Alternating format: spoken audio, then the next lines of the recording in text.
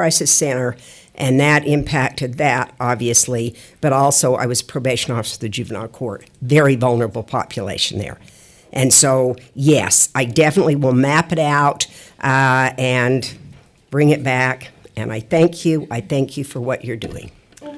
Thank you. It's very important. So we'll look forward to hearing from you and getting an agenda item to address the issue. Thank you.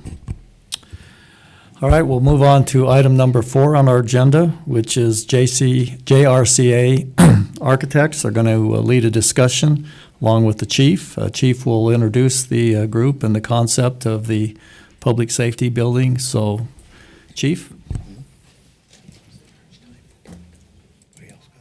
Thank you, Mayor and council members. So I'm just going to open the door for JRCA. Jim and Scott have done a lot of work to get what they've got prepared, and they're going to give you the meat and potatoes of this. But before I walked over here, I went one more time out in the foyer of the police department and looked at the plaque on the wall, and just to verify it was what I thought, that it was finished in 1962. And I look up here, and I know none of you were even born then. So that just tells you how old that was, or how long ago that was. So.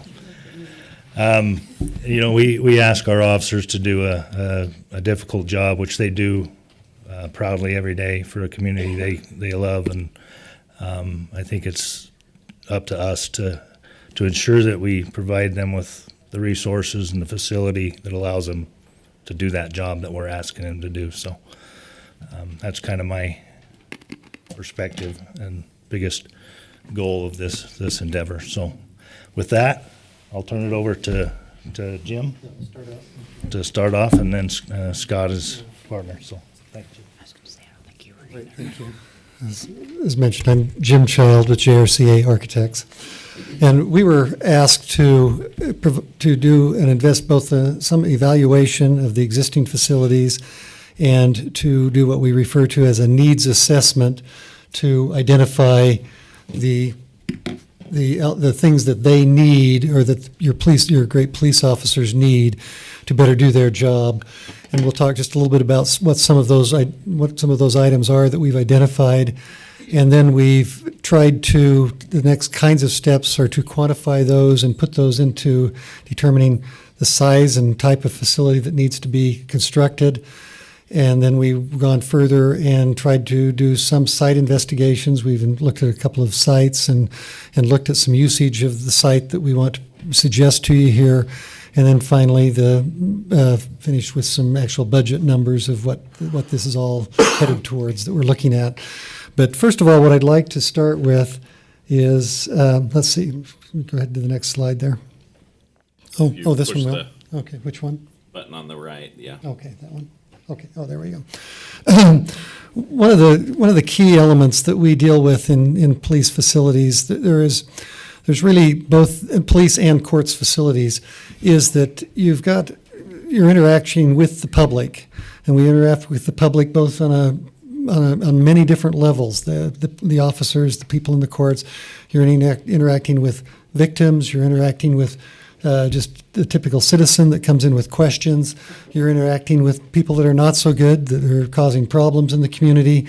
All of those things all come together in the same place, and there's a lot of proper procedures for how to have those people interact, not interact, how to keep them separated, and all provide the facilities that are needed for the police and the courts personnel to do their job, but also to provide safe situation.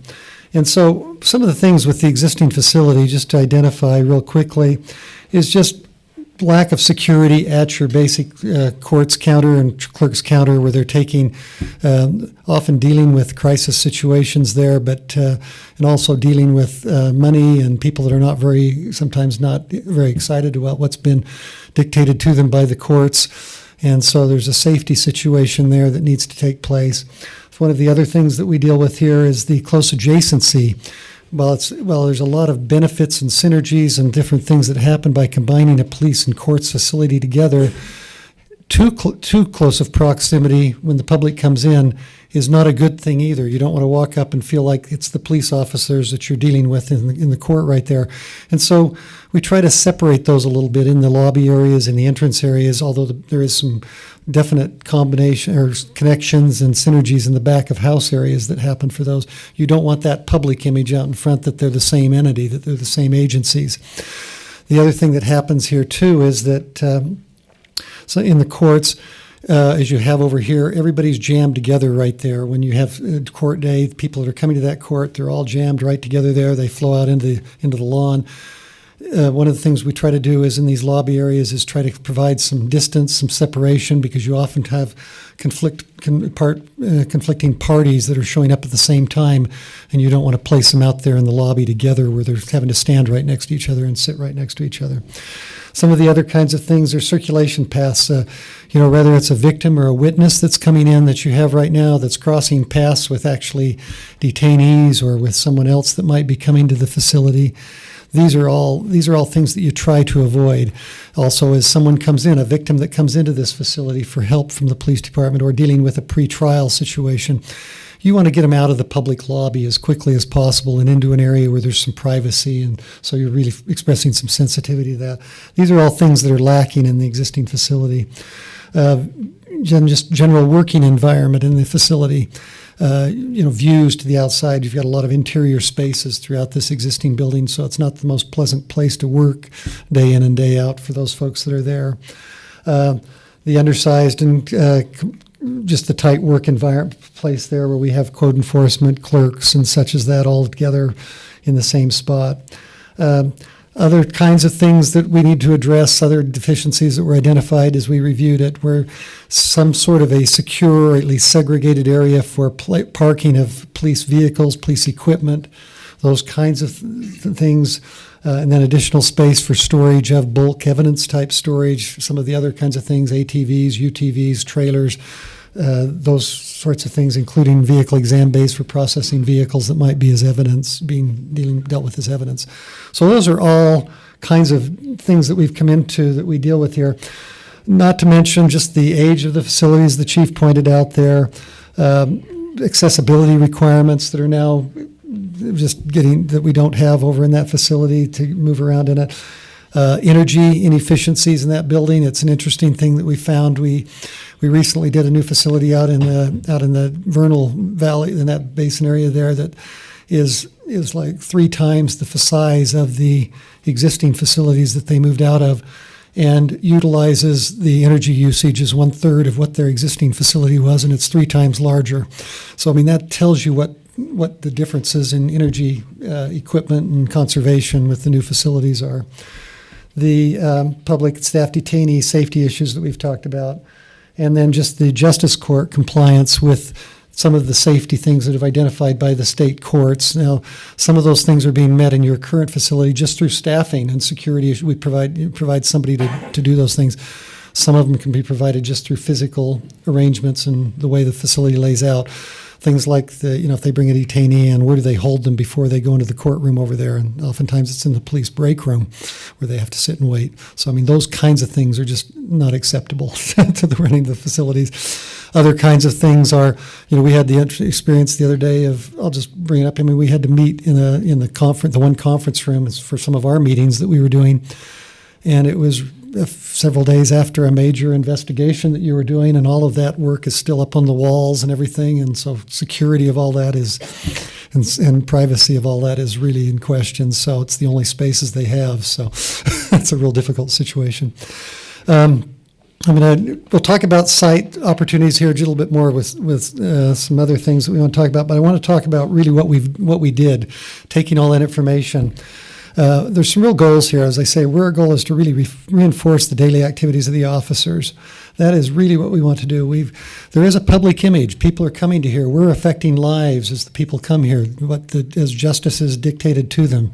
So there's a certain dignity that needs to be provided there.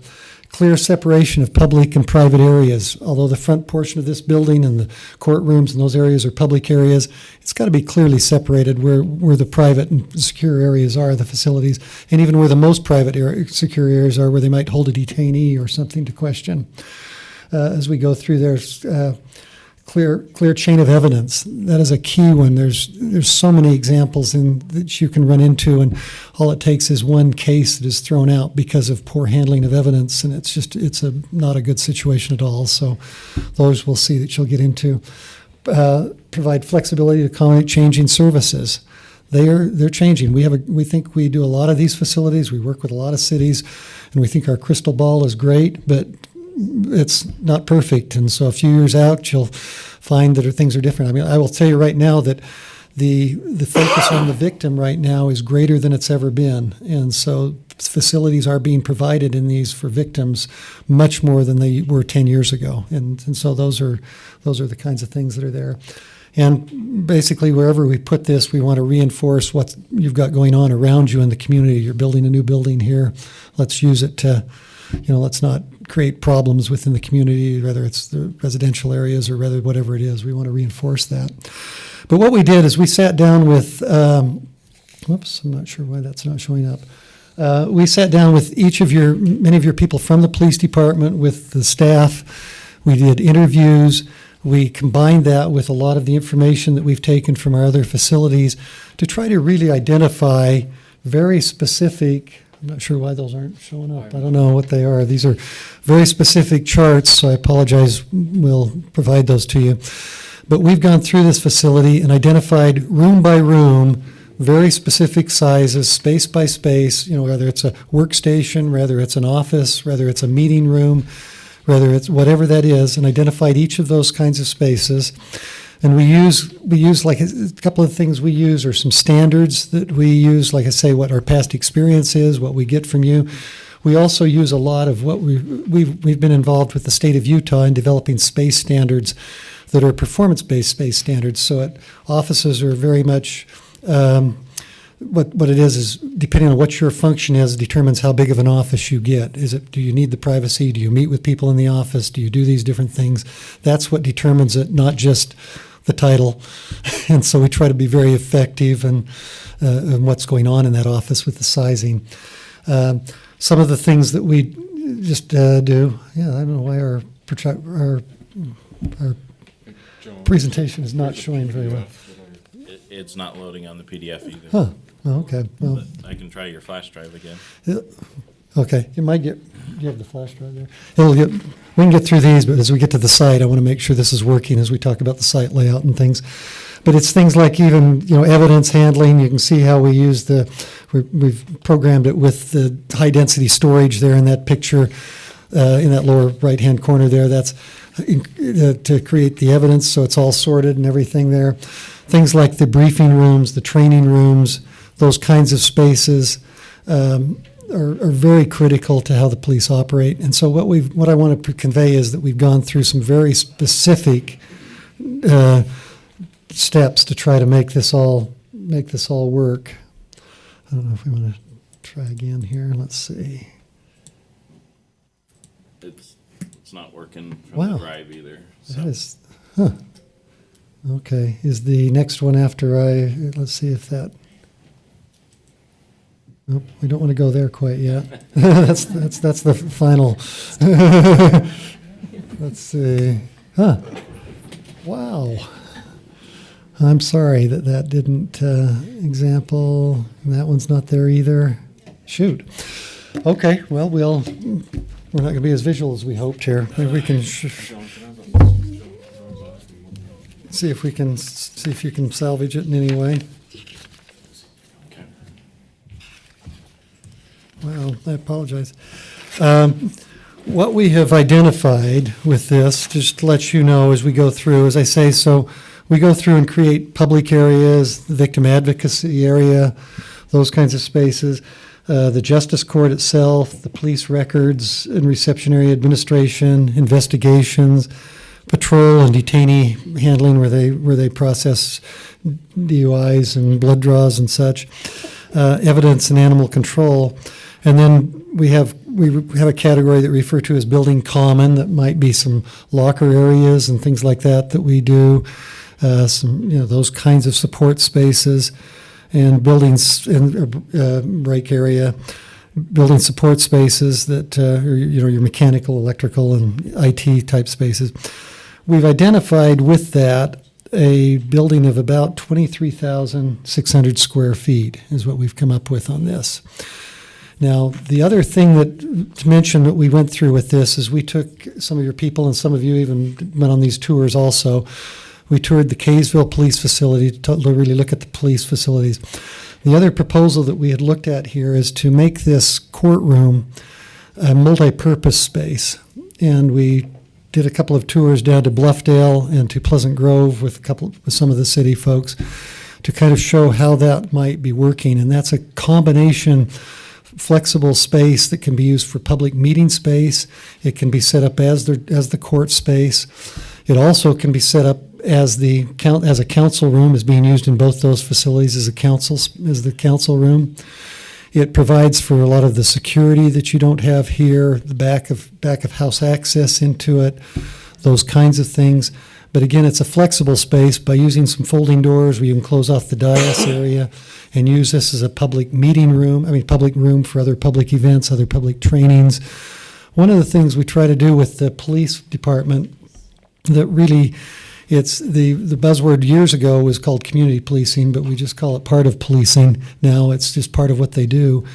It's, you'd be able to conduct classes. I mean, it could be anything from a traffic school, but it could be anything to a babysitter's class, a self-defense class, any of these kinds of things. These kinds of classes that allows them to hold these facilities at the police department there in this multi-purpose room. It brings people in a non-crisis situation to the police where they're working with the police, and so we feel like it's a very valuable, and it's become part of almost all of the law enforcement, public safety, and justice facilities that we're involved in now to create some type of a community room space like that. And so what we try to do, though, is try to make those as multi-purpose as possible.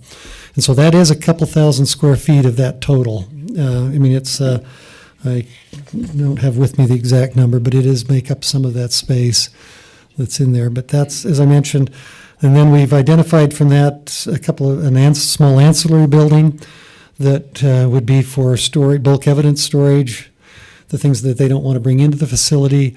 It's also a place where they can store like an ATV or trailers or the speed trailers with those kinds of things if they've got any place, or even a vehicle exam bay where they can process a vehicle that might be needing to be processed for evidence purposes. So all of Is that in the 23,600? no, those would be ancillary addition. building? Those are additional. That's about a 2,400 square foot building, and we'll give you copies of this presentation since we can't see it there. We'll make sure you've got it, that he can distribute that to you. So the building footprint of 23,655 square feet, and then the ancillary building of 2,400 square feet is what we're looking at on that one. And so with that, I don't know, have you figured out a way to get the site on here at all? Just to talk about that? I can go scan the paper copy and. You want to do that real quick? And so, yeah, let me let you take that. Sorry to, John, is there any way to tap into, my output on the computer? Not to make it work with that, it's basically hard. All right. do you need a copy here to do it, or do you have? I've got that. You've got that, That'll be good. okay, all right. Okay. Yeah, I'm not sure. I apologize, I don't know. What maybe while you're doing that, I'll jump into a couple of things about the site that we looked at. The two main sites that we were looking at was over at the Public Works site and this site here. As we looked at the Public Works site, there were some difficulties that started to show up on that site. It's mainly the access and location and some of the planning with the streets that are there. Although this is not a fire station, good flow and access from it is critical, that they can come and go as officers can get to it and from and go. And I do not know the name of that. I don't remember the name of the street in front there, but what's the Washington Boulevard. well, the one in front of the Pleasant View Drive. Pleasant View Drive there. Yeah, Pleasant View Drive there, that I guess as you come east, there's some changes to that intersection in the planning stages that could impact access from that. And then the other direction as you go, you've got to wind through to get out to Washington there. And so the facility, this that there. Also, as we looked at it, the sharing of the site with Public Works got a little bit dicey. I mean, still leaving some of those sheds there and things like that they were asked to do. And then, so that site started to kind of fall out of favor as we were looking through it there. We really refocused back onto this site here. In fact, Scott, it looks like it's up, so let's let you go ahead and start talking site. They've heard enough from me. So, Quite an intro. yeah, sorry. Sorry for that mishap there, but yeah, to build on what Jim was talking about, or describing on the site evaluations, he was referencing the previous Public Works facility. Everybody see that? Okay, it's kind of, sort of, a little bit. Can you zoom in a little bit on there? So again, as we evaluated that site where it does have adequate space, area that would be sufficient for a new public safety building, there are certain aspects where it doesn't become very viable anymore. So as part of our scoring, again, the sites, or the Public Works site, scored low. This existing site and campus scored a lot higher. And also, again, part of the site goals is to, there's a couple aspects with that that we identified with staff as what we want to call site priorities. Number one was creating, or maintaining, a visible presence along with the continuity of this campus. That was a very important piece in realizing that it made sense to continue to investigate how we can place the building on this site, essentially in the same location that the current public safety building is. Now, that also provides us with the access to the arterial roadways that are in and around this campus that are being used by your officers and staff. In this scenario, John, can you zoom out just slightly? Yeah. Can if I hit the right button. Let me maybe zoom in one more click. There we go. I think that's probably about as good as we're going to get it here tonight. So just a brief outline of how we've structured the site and site development. And if you follow along, the black outline here is the area of the site that we are considering for this public safety building replacement. Now, part of that aspect, it does require some property acquisition, and mainly the property to the south and east.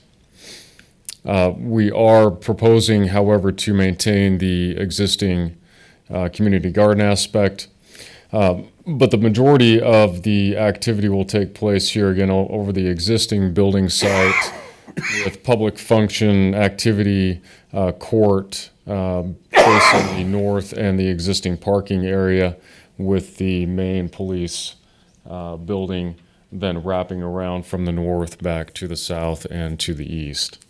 That allows us a couple different things and aspects that we're talking about when site security and safety and protection of public asset is creating a drive-through sally port where, again, a detainee can be brought in a car, doors can close, that transition from car into a receiving area is done behind closed doors out of public view.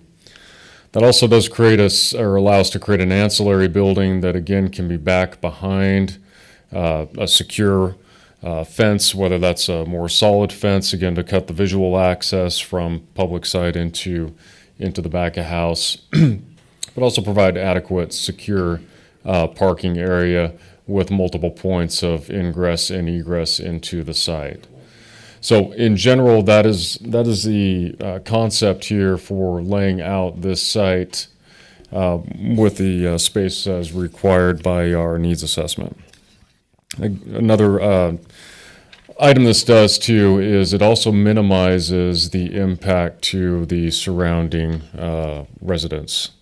So in a way that we did take an idea here of potentially siting the building on the south side here, but then again, we're going away from our site priorities that we identified with staff and agreed to achieve in a fashion that was we were able to. Okay, John, if we could go back to budget. Sorry, any questions on the site? I know it's a little difficult to see, and I've got it in our slide. It has a little bit of a different layout to view for you. This was an alternate idea that we presented to staff last week, identifying a two-story option with a similar site layout area. However, the difference here is that the Sally Port does become a pull-in and a pull-out. So again, we get into a scenario where we're pushing the value of the project a little bit higher to compensate for stairways, elevators, the vertical circulation that's required for facility.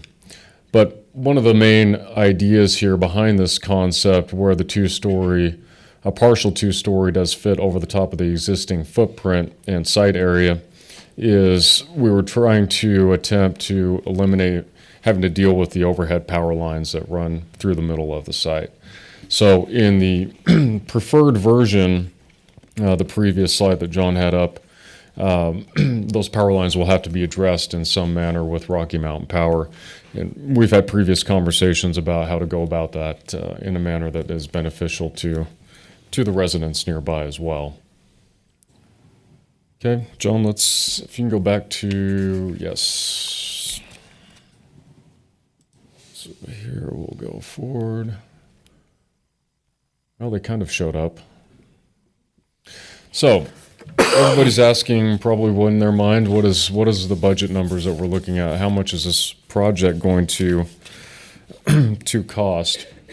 So the way we've broken this out is in a couple different ways. Is right now we're anticipating our land acquisition and demolition cost to be in the avenue of about $360,000, with $300,000 of that coming for the acquisition of the property to the south and east. Right now preliminary, our site and building cost to develop and construct the building from start to finish is looking around a $10 million mark. We have a line item here for equipment. That equipment is what was referred to as fixtures, furnishings, and equipment. So those desks, chairs, workstations, all the equipment that goes into the facility to actually make those operations happen. And then we have what are referred to as soft costs. Those are our testing fees, our engineering fees, contingencies. All those things fall into line of the soft cost. So right now we're approaching a total of about just under $11.5 million. Now, keep in mind that $11.5 million also includes a timing factor in it, meaning an inflation.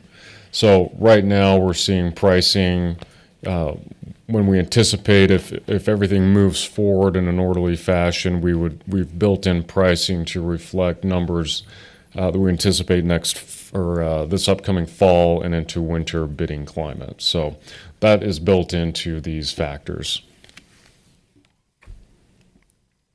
Just to give you some comparisons with some recently completed projects, Pleasant Grove Justice Center, these are numbers that are reflective of early 2018 in both final cost estimating and actual bid numbers.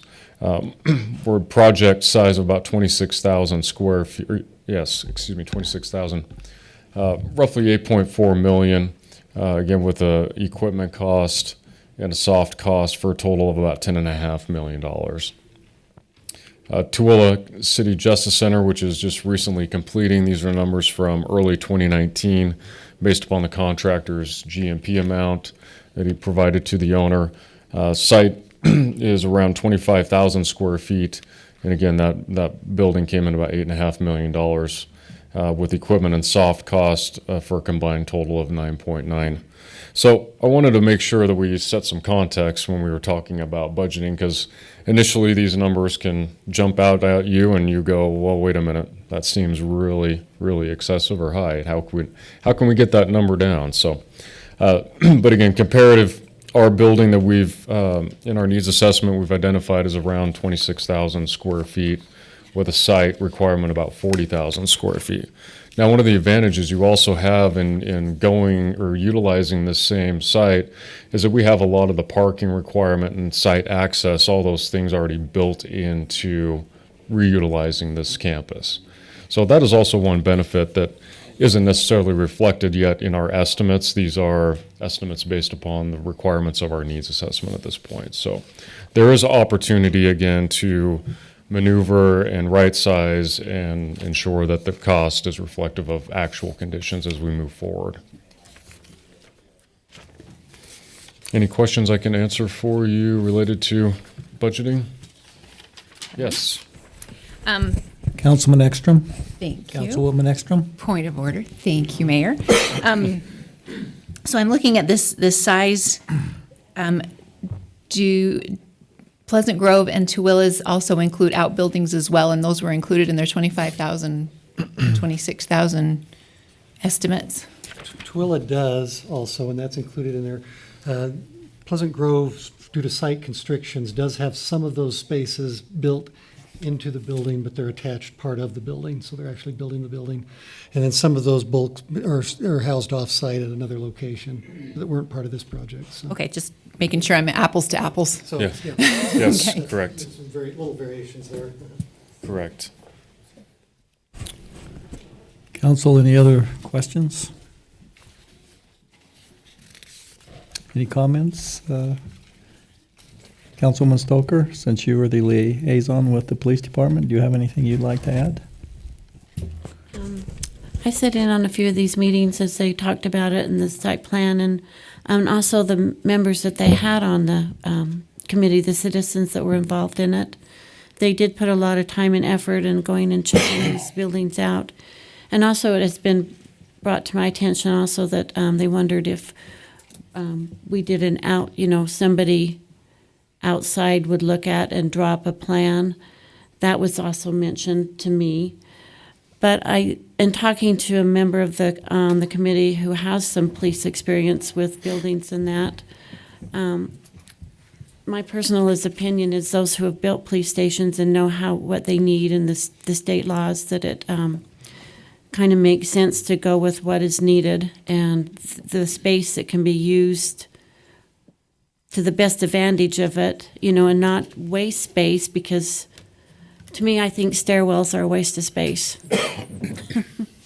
You could, put a lot more in if you don't have to have the stairs and the elevators. So I do support the plan and the favor, and I do for the police, because anybody who's gone over to that police station and taken a tour and even looked in the evidence room, it's, I don't know how they've done it this long, so hats off to you guys for working in that situation. Thank you, Councilwoman Stoker. Councilman Swanson? When we took the tours of the various facilities, what struck me was been through our police department many times, and you think, well, it's adequate, right? It's working. And then you go to a facility that actually has all the safety protocol that needs to be there. John, could you quickly pull up a picture of the Aryan Brotherhood guy that was arrested recently? Scary dude. I mean, and, as we toured these buildings and before all of that happened, and then I thought about our officers handling an individual like that, with the accusations that he was facing in the building that we have, really scared me to death. It was really frightening, the immediate danger that our officers are in when they try to handle a person like that. That's him right there. Pretty guy. allegedly a part of the shooting that was down on 1700 in Washington just recently.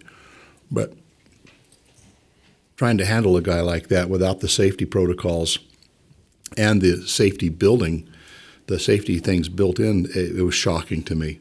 I really appreciate Kevin Burns and the insights that he's given us on these tours and just what it takes, what these officers face when they're trying to handle these things. The cost it's up there. But when we look at 40,000 people here in the next 15, 20 years, and we have double the police force that we have now, and we're dealing with all the other things that come along, this is it's a good plan for us to get to where we need to be and to keep our guys safe, the guys and gals. Thank you, Councilman Swanson. And I would just add to that, this is part of the infrastructure we talk about with growth. In talking with Chief, I think we have, one officer per 1,100 people or 1,000 people, which is pretty low for a community our size. Just under 1 per 1,000, right? It's under 1 per 1,000. And if you look at national statistics, that would be in the bottom quartile. I think we just need to realize with the growth in this city and the projects that have been approved, we're going to be facing additional needs for police officers.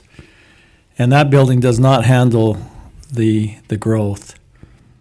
And in our discussion with Chief Quinney, I think his approach is correct of being proactive instead of being reactive to what's happening in our community. And just my opinion, public safety is the number one obligation we have to you as citizens in the community. And so you look at that price tag of $11 million, just under $11.6 million. The question's got to be, how do we pay for that? And, we've had this discussion, John and myself. This city is not used to bonding. By the time we saved enough money to do this, because frankly, I don't see Evan. Yeah, there's Evan here. We've got a lot of our fund balances committed to projects right now. So I just want to be transparent in the fact that moving forward with this building will result in us probably going out for a bond. And the question being is, when do you do that? Do you put that on the ballot and defer building this and see the cost rise? Or do we move forward? So those are some of the issues we have to look at because frankly, building this building and paying for a bond will result in a property tax increase. Now, none of us like that, right? I don't like taxes myself, but there are needs and then there are wants.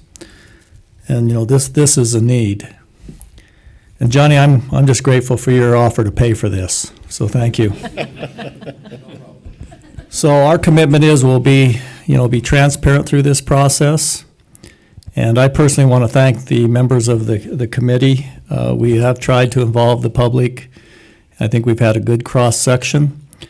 But we'll have further discussions on this. But tonight we wanted to introduce this concept and start the discussion with our citizens. Councilwoman Ekstrom, do you have a comment? I do. I think in choosing this site, where do they go while we're constructing it? You can come hang out at my house. That's been discussed. It's been finalized. Chief, do you want to address that issue? So, even though that's what's been proposed, it's not locked in place. We'd still want to have some discussion of some other designs. I mean, it doesn't have to be a square building. It can be designed to fit the parking lot and the surrounding lawn around our existing building. We think it's possible. I mean, obviously, we got to talk to the experts and see where we're at. Obviously, we would prefer to stay in the building we're in. It would save some money because it would cost us to relocate temporarily to rent a place or whatever we have to do. And it's not easy to move things like evidence and records and things like that. So our preference would be just to leave the building standing while construction takes place, and that's going to be what we try to do. It may end up not being possible. So kind of finish off spots and move over and then, There's a couple different options that have been talked about, and one is that we just take down half of the existing building and we move into one half of it. okay. And that's an option. Another is I think that we can look at some designs that maybe can be built around the existing facility and still accomplish the look we want, the aesthetics that the citizens could be proud of. And so there's some options. Worst case scenario is that building comes down and we find somewhere else to go for a year or so. And is that about the projected amount of time it's going to take? It's about a year? Yeah. Okay. All right, thanks. And if you think about this, this is not an if, this is a when.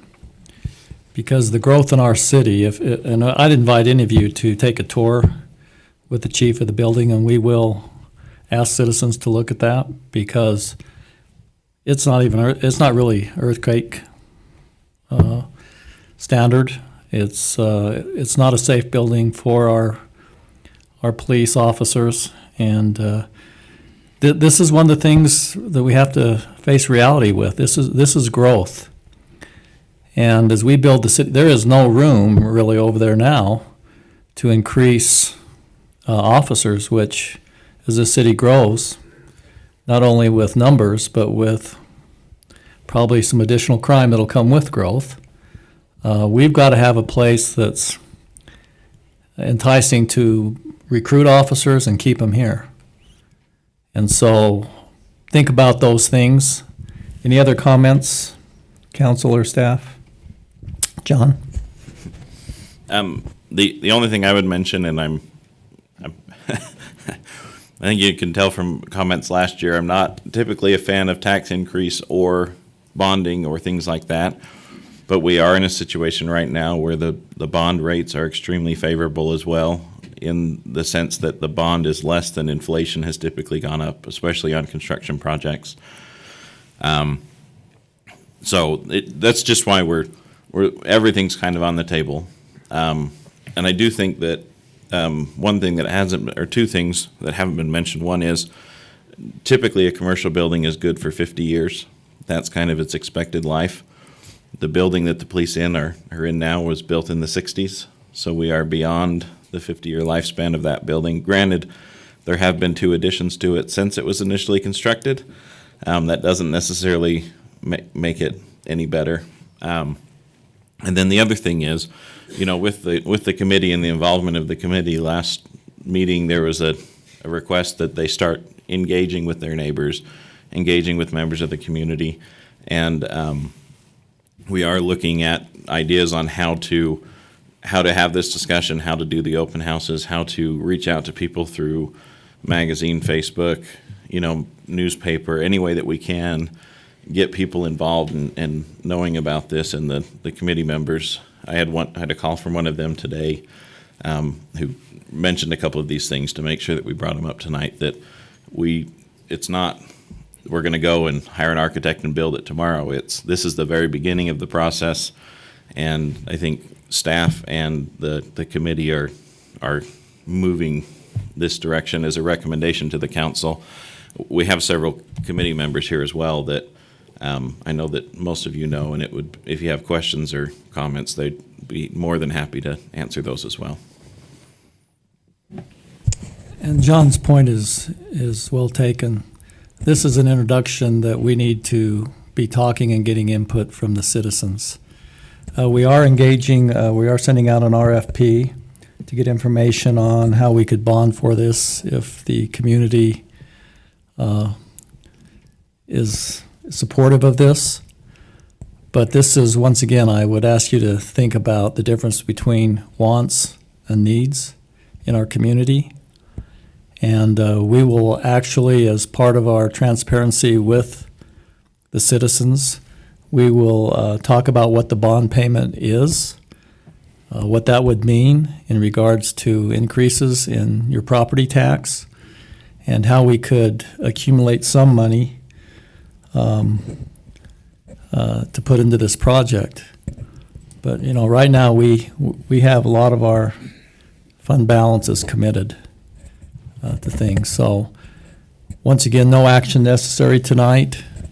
We just wanted to make sure that this is introduced, and we'll continue to bring this forward to our citizens.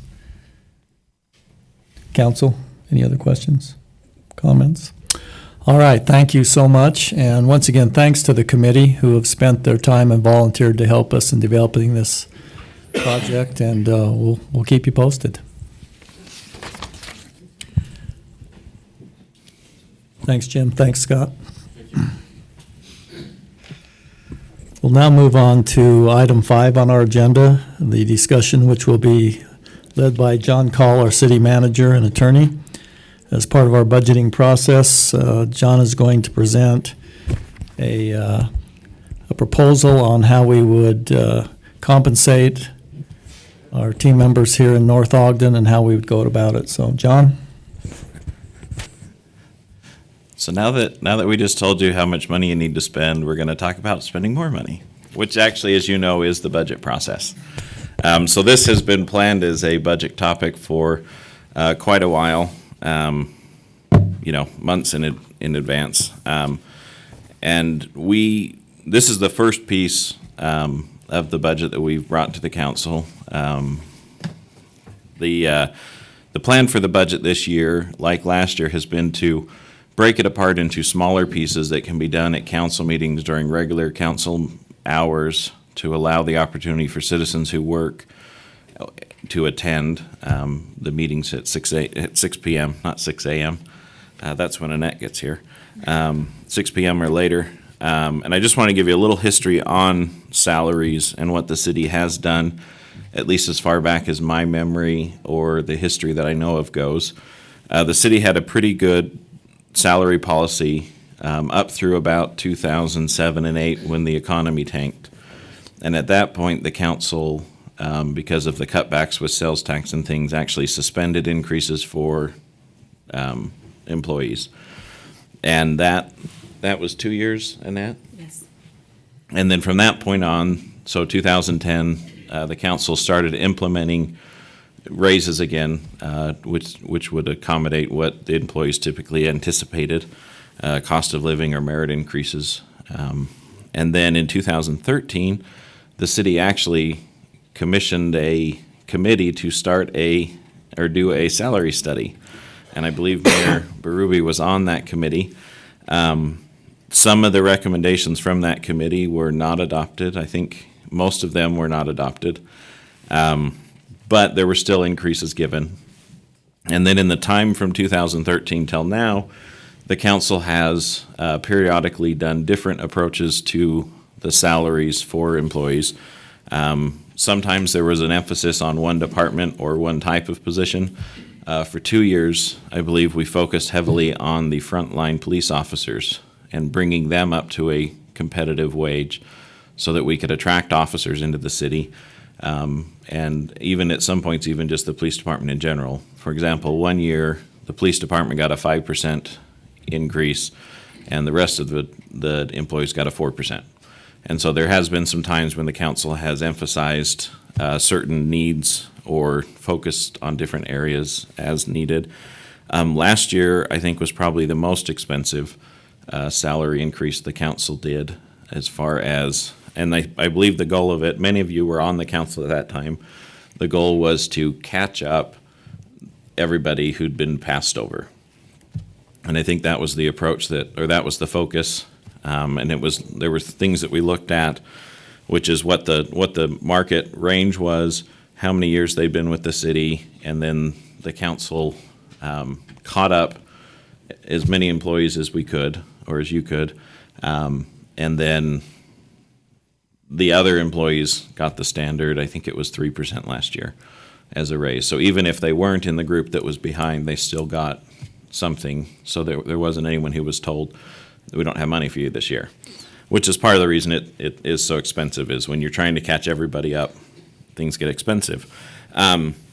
This year, there's a couple different philosophies, or there's a couple different options for the council to approach this.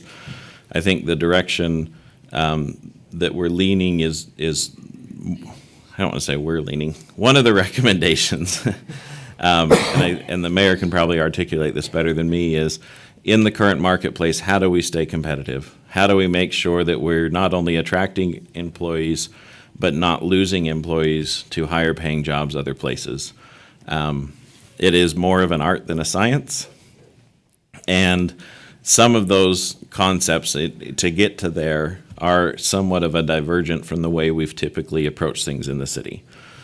For example, one philosophy is you simply, tell me if I'm stealing your thunder, Mayor, but one philosophy is you simply say, this is what a position pays, and we're going to make sure everybody's within a certain percentage of what that pays, regardless of if they've been here 1 year or 10 years. Another philosophy is, and this is the more traditional one that the city's followed, is we're going to pick the range, and we're going to start new people at the bottom, and as they're here at the city, they increase in that range to a point where, in theory, they can max out their range because they've been at the city long enough and been a valuable employee. Both of these philosophies are kind of what we're talking about, and we've even looked at how you meld the two of them together. And I think what we're looking for from the council as part of this discussion is what direction do you see us heading? And I feel like I jumped ahead 3 steps, but I'm trying to give you the things to make you think about. But what are the goals this council has? What's the general philosophy that you want for the city? For example, in our police department, before we did the major upgrades to our frontline officers, which is the police officer 1 and 2s, most of those are patrol officers. We were training officers, and then larger agencies would say thank you very much and hire them and steal them away, and then we would hire and train new officers. And we aren't currently training as many officers as we used to. We still lose a few officers to other agencies, but not anywhere near as many as we used to. Is that correct, Chief? It's not near as many, but And there are some agencies or some cities who say we will be the highest paying in the state, and that is their goal because then they never lose officers. Salt Lake is probably the highest paying agency in the state. Salt Lake County agencies, they're all competing with each other, pulling from us. And so the one philosophy the council needs to focus on is, do we want to be the training ground? And if we do, that's okay. Do we want to be the highest paying in Weber County? And if we do, that's okay. Or do we want, sorry. These discussions are always a lot of fun. Really, the hard thing we've had is in all of these salary discussions for the past 12 years, the city hasn't clearly established a policy on how we're going to do salaries moving forward.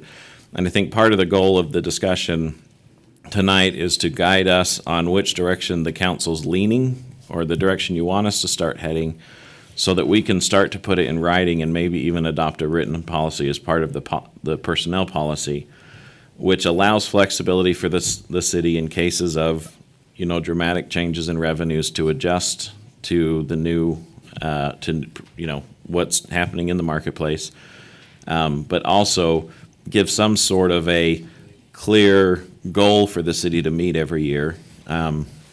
The one kind of consistent thing that has happened since 2008 that I'm aware of is the changes and the adjustments have been hodgepodge, not without legitimate goals or legitimate focuses, things like that, but there hasn't always been rhyme or reason, and what happens one year isn't exactly what happens the next year.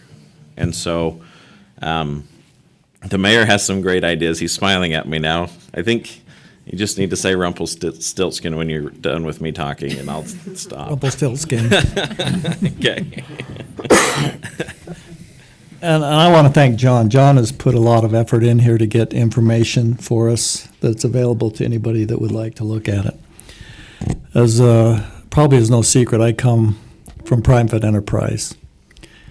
And personally, I don't care if somebody works in private enterprise or in in the public. They deserve to be properly compensated. Each of us in this audience have that same feeling that we want to be properly compensated for what we do. So what is the definition of properly compensated?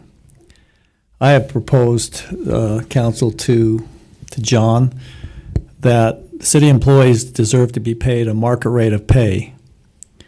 And that is obtained by surveying similar jobs in our marketplace and then paying at the 50th percentile or the average of those ranges. I don't think I would feel comfortable, even though I would like to, proposing to our citizens that we pay all of our employees the highest rate of pay there is. So the first proposal is that we would always make an effort to make sure our employees are paid at a market rate of pay. John has provided a schedule to me of those, every employee, where their current pay is in comparison to market pay. So the first proposal that is proposed is that we would have two buckets, so to speak, to compensate our employees. First thing is we would move all of our employees to the market rate of pay, those that aren't already there. The other bucket would be considered a cost of living increase that would be given to each department head and allow them to allocate that to their employees. One difference between, and John mentioned this, between private enterprise and public is the public kind of leans on paying on how long someone has been employed, whereas private enterprise pays on performance and contribution to the goals and objectives of the entity. And that's probably where there's a little bit of discussion, and it might be a hybrid, is the city has been kind of used to paying based upon length of service. Now, there is a connection there, because you would suspect that someone who has been here longer has more knowledge and is making a contribution. So we don't want to ignore that. And we have a provision in this proposal that we would allow department heads to actually move some employees who are justified in their performance to a higher range than the market rate of pay to recognize their contribution. And there surely could be a connection between that and time of service. But the thing I think we have to be careful about as we talk about this is the fact that we don't want to hurt the morale of our team. We recently did a employee engagement survey that we'll share with the public in a subsequent meeting. And our team is committed and they're engaged in what they're doing, and that's the last thing we want to do. So the discussion comes, I think, based upon, is it based upon more on time of service or contribution based upon what they're doing in the city? John, I'm always one that likes to do this. If we were to adopt this proposal that we've discussed, and it could be a hybrid here, we're talking about, with benefits, just under $270,000 to get people to their market rate of pay and provide a cost of living.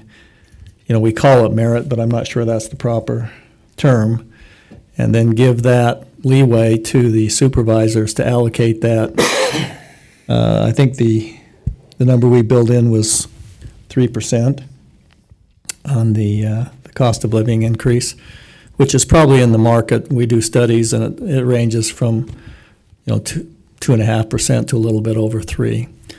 So that would be the proposal. It's approximately, like I say, $270,000, including benefits, to do that. So, any discussion? That with both, that's moving them to That is the entire the entire package. the package. And obviously, we would need to work with our Director of Finance to determine, how that's going to take place. John said that some time ago they destroyed the money printing press in the basement, so we just can't print the money.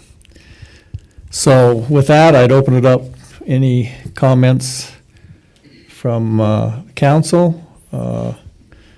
Councilman Barker?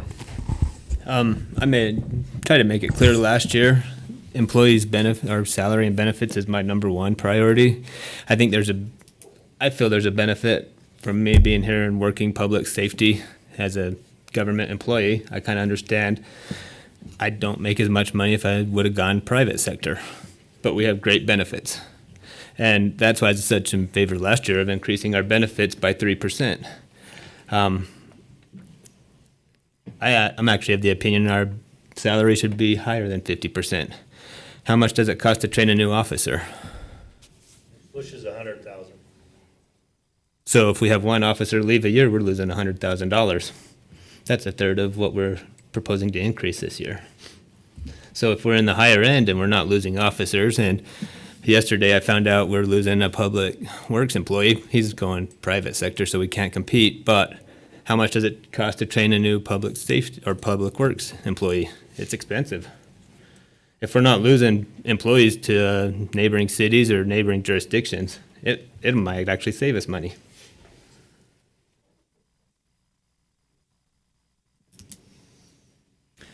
Councilman Barker, I think you're correct in the fact of how do we balance this, because It is. the benefits of public employees is substantially greater than private, but you can't spend those at the grocery store, right? And so we have to, Right. we do That's have to why balance that's why I those. think our salaries need to be on the higher end than 50%. I don't know what percentage, but I don't want to be right in the middle. I think we should be even in Weber County, we should be one of the higher paying cities. That's my own opinion. And I agree. You know, our turnover in the city is kind of somewhat in departments. We're not going to stop turnover in its entirety because we will probably never be able to compete.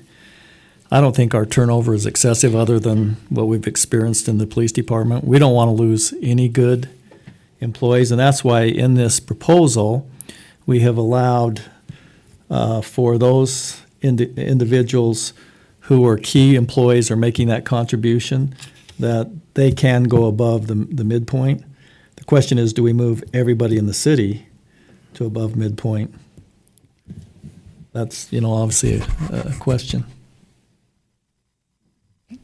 Councilwoman Ekstrom? Yes, I'm of the same mind as Councilman Barker.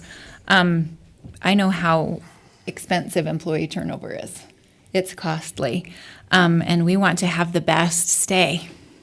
The other thing that I would love is sort of a gauge is I think we should pay our employees enough that they can live in North Ogden. I know we have a lot of them that can't afford to live here. And I would really like to see all of our employees be able to actually live in our city. Just my opinion.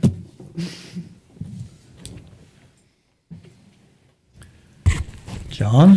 So, Mayor, I just wanted to remind, one thing we had built into this sheet was a maximum percent that any person could get in 1 year. I just wanted to make sure that I was think we clear. capped that at 10%. That's what's shown you. To try to catch, people up.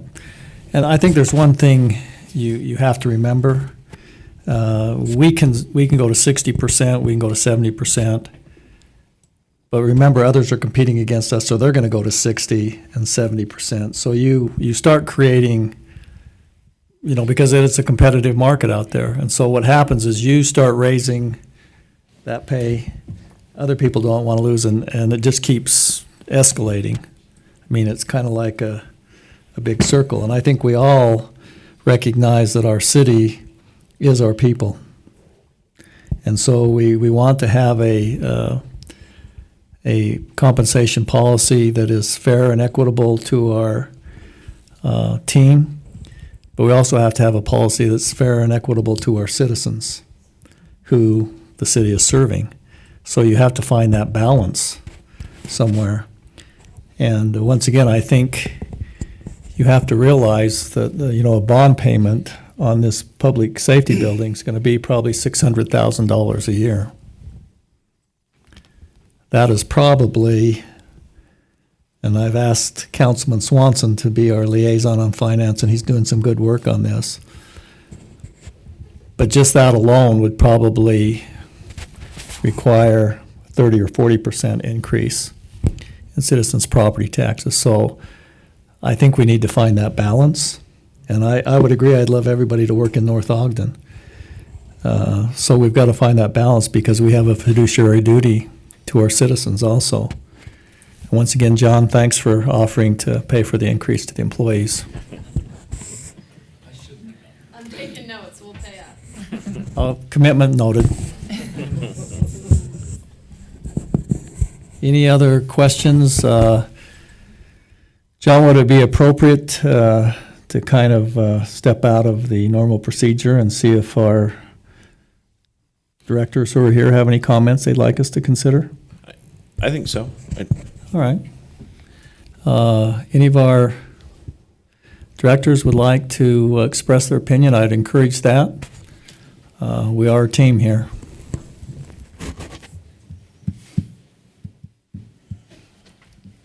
I just have a couple of comments. You all know I'm opinionated. Could you state your name and address, please? Absolutely. Tiffany Staley, 1295 North, 225 West, Harrisville, Utah.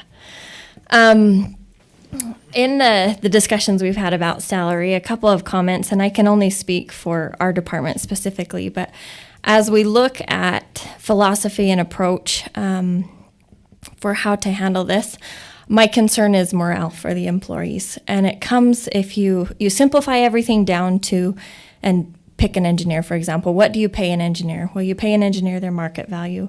And you pay engineer A market value, and when they've worked for 10 years, hopefully the cost of living increases have been given so that they are still paid an engineer's market value. You have engineer B who graduates and has the same certificates as engineer A, and 10 years down the road, they come into employment at that same market value. Financially, there is nothing wrong with that situation, but it does cause an issue for employee A who has worked for their organization for 10 years. And my question to you is, what is your value on these employees and their time in some of their positions? Granted, some positions may be more easily trained than others, but I feel like there are certain positions in the city, and speaking specifically for our department, where it's a lot more difficult to train the knowledge that they have from the time that they've worked for us.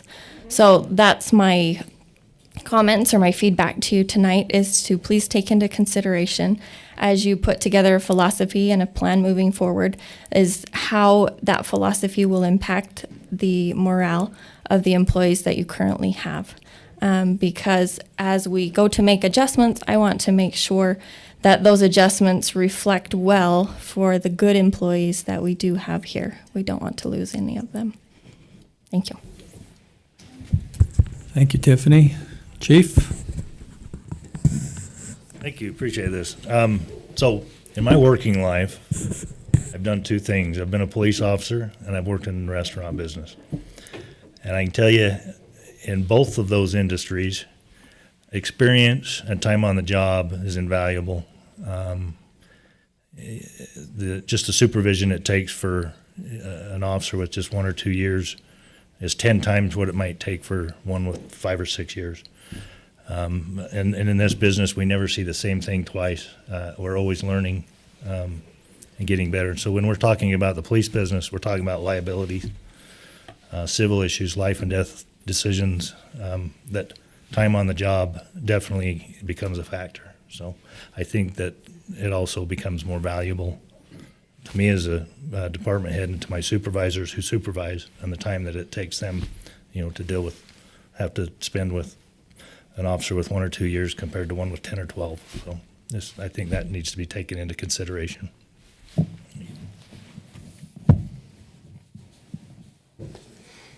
Councilman Swanson?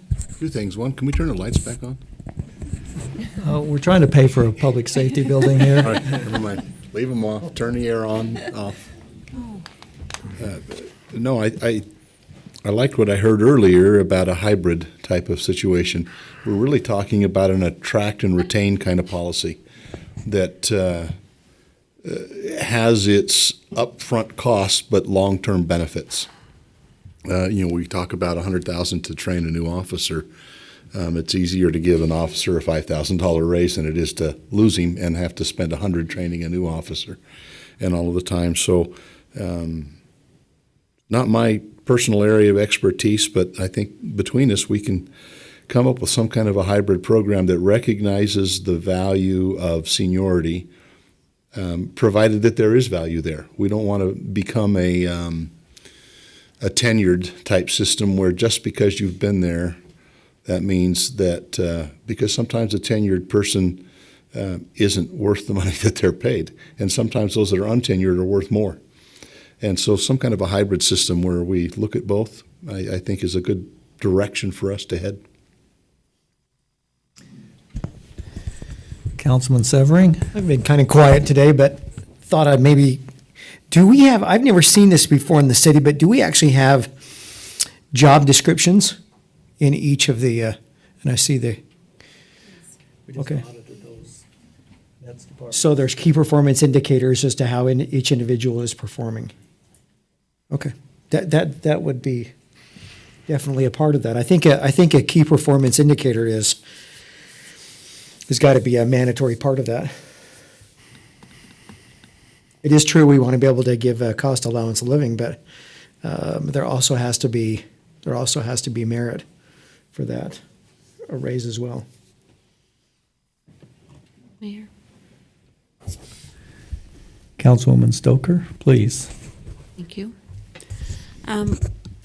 In some of our discussions before, we did turn over to the department heads some leeway with merit with their employees, that they got some compensation for doing things. And I mean, everybody likes to know that they're valued and appreciated. And so I think sometimes anytime you can show our employees, that goes a long ways too, and how much, they are appreciated. So it's just finding that balance, and that is well deserved, in my opinion.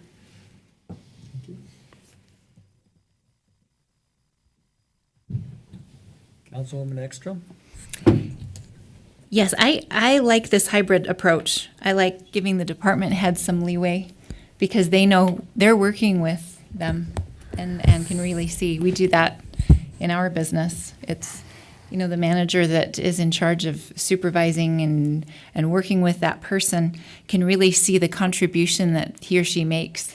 And so, and they're seeing this front line much more than we are. So I think it's better that those that are actually evaluating and working with the employees get the chance to show their appreciation and maybe incentivize, and I think there are other things that can be done also that is not just money.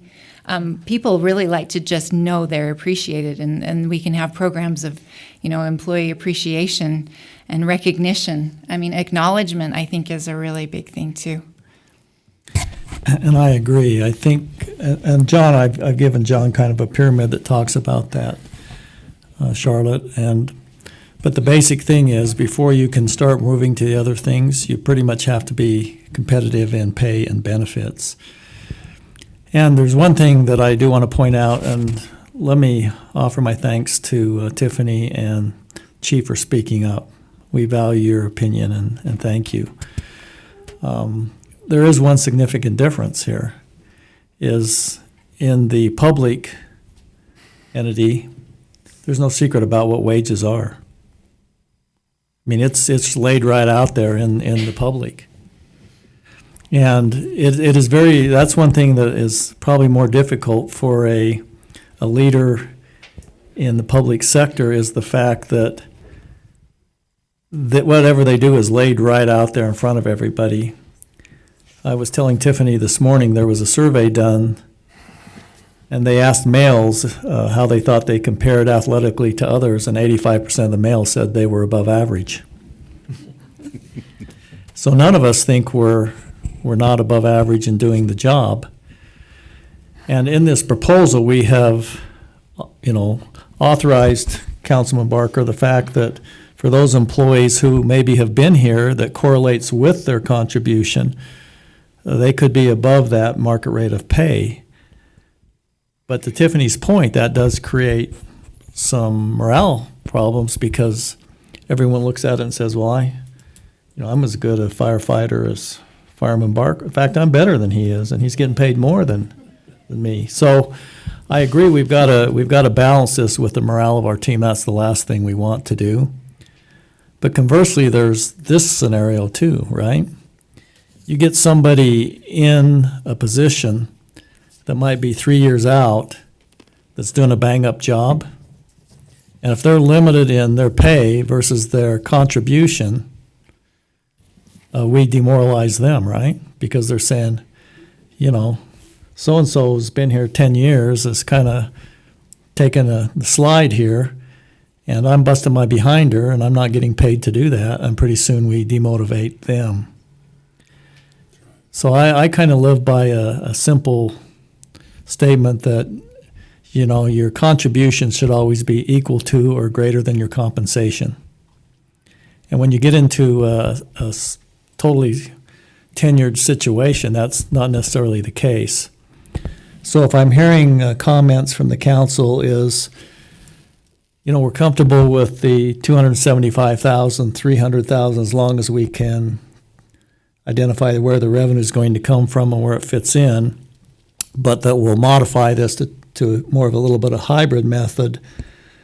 But this is a major change in philosophy if we adopt that, is to start moving more towards, and I'm not proposing that we don't recognize tenure, but Councilman Swanson, I think you hit it on the head. As long as the tenure is contributing to the knowledge they have, then they ought to be rewarded for that.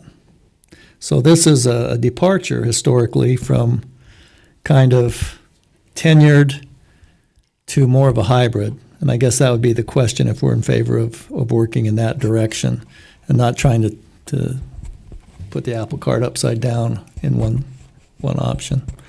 Because there's a lot of pressure on our department heads to keep a good working atmosphere and the morale high. So are we all in favor of moving that direction? I am. Councilman Barker? My only disagreement is it shouldn't be as long as we find ways to spend the money, or to come up with the 300,000. We need to find ways to come up with it. I think it has to happen. Which could entail cuts in other areas. It could. So, Right. But employees if the employees that's aren't the happy, city. then we're going to have other issues. So, yeah. So we need to come up with it. okay. Johnny, thanks again for your contribution. We'll just take a check afterwards. Do we need a vote on this, John? No, I think the next step will be summarizing the data and summarizing the policy and probably bouncing it around via email before we present it back formally. And Councilman Barker, I agree that we've got to have a top priority. I would just add this, and something I think we need to remember. Expenses are paid out of revenue. So we better find the revenue to do this, because that's where expenses come from. So, all right, thank you for your input and comments. Tiffany and Chief, thank you very much, and you can be assured we'll take your comments into consideration. All right, we'll now move on to item number 6, which is the discussion and our action to consider an ordinance rezoning property located at approximately 175 East Alberta Drive from suburban residential RE20 to single-family residential R12. Our presenter will be Rob Scott, our planning director.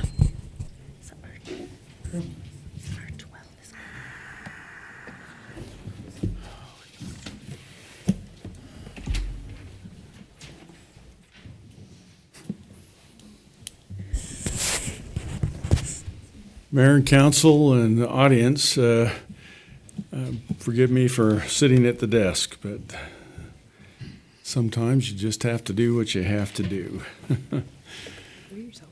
So we're going to be considering 4 legislative items this evening. Let me give the summary for those legislative items when it comes to land use decisions.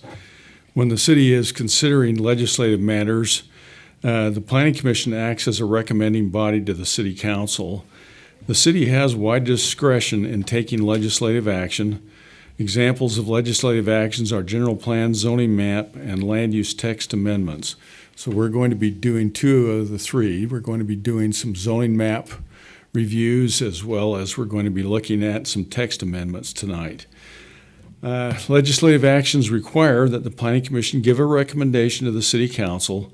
Typically, the criteria for making a decision related to a legislative matter require compatibility with the general plan and existing codes.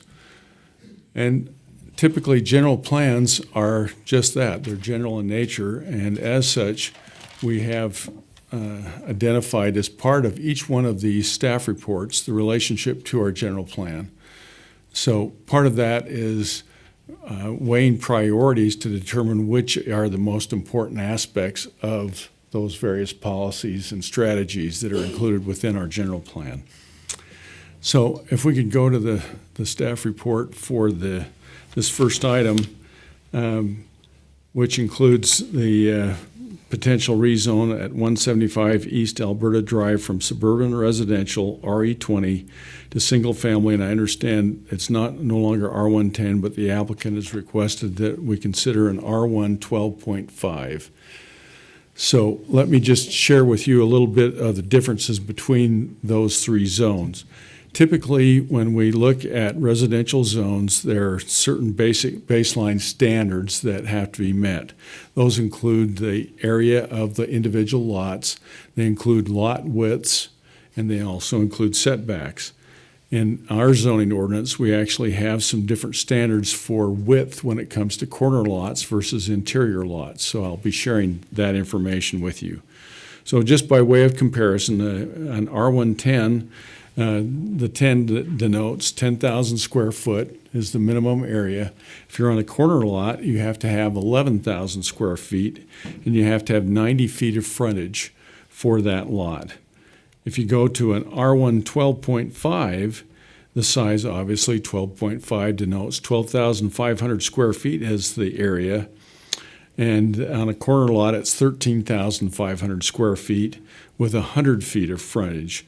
So what's happening is the lots and their dimensions are expanded to meet those standards. By way of comparison to the existing zoning, RE20, you have to have a minimum lot size of 20,000 square feet, and that's the same for both corner and interior lots. The widths are a little different, so it's a little different strategy there. The interior lots have to have 100 feet of frontage. The corner lots have to have 120 feet of frontage. So you can see how by expanding those standards, you end up with a little different configuration. So you'll recall that the council considered this matter on January 14th, and as a part of that discussion, you ended up continuing this item to tonight. And that in order to be able to do some research on snow removal, water runoff, and traffic study so that they could be performed. So let me address those areas. The snow removal for this project will be handled as in other parts of the city. So we have a basic baseline standard. If you have questions about that, I think, is Dave here? Okay, well, Lauren can handle it. He can do anything. So if you have questions about that, the storm drainage analysis, that is typically not handled as part of the rezone process, but it is included as part of the review for the subdivision. And so those specific standards that we have included within our public works standards are addressed and analyzed as part of that review process. The third part of this was to take a look at a traffic analysis. And you have a copy of that and I'm not going to go through that. I understand that we have the traffic engineer here tonight, so you can answer him questions. I did give you a summary from his report relative to this. I'll just relate to that. Based on observed data counts, a 19-unit subdivision would not significantly impact traffic volumes on adjacent roads. Secondly, the proposed subdivision entrances meet or exceed site distance requirements as established in the geometric design of highways and streets from 2018. And lastly, clear zone along Loman View can be mitigated for the utility poles within the 7 to 10 foot recommendation by applying 2-inch reflective striping as indicated in the geometric evaluation section. Last but not least, can we get to the plat, John?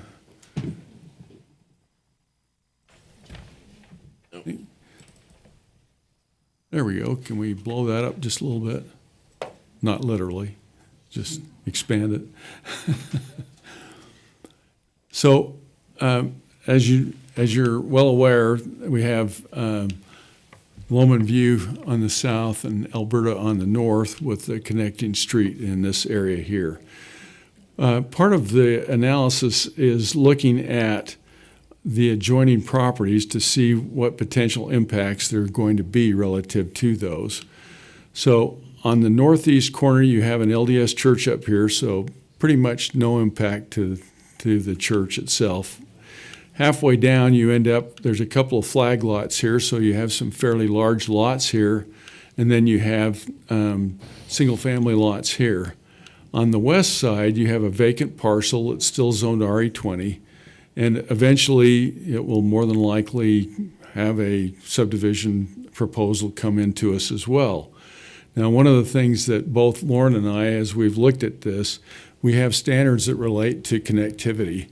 And so what we don't like to see is properties that become sort of isolated in terms of their own neighborhood situation. So we're both recommending on the west side that there be a stub street here that will eventually tie into this property on the west.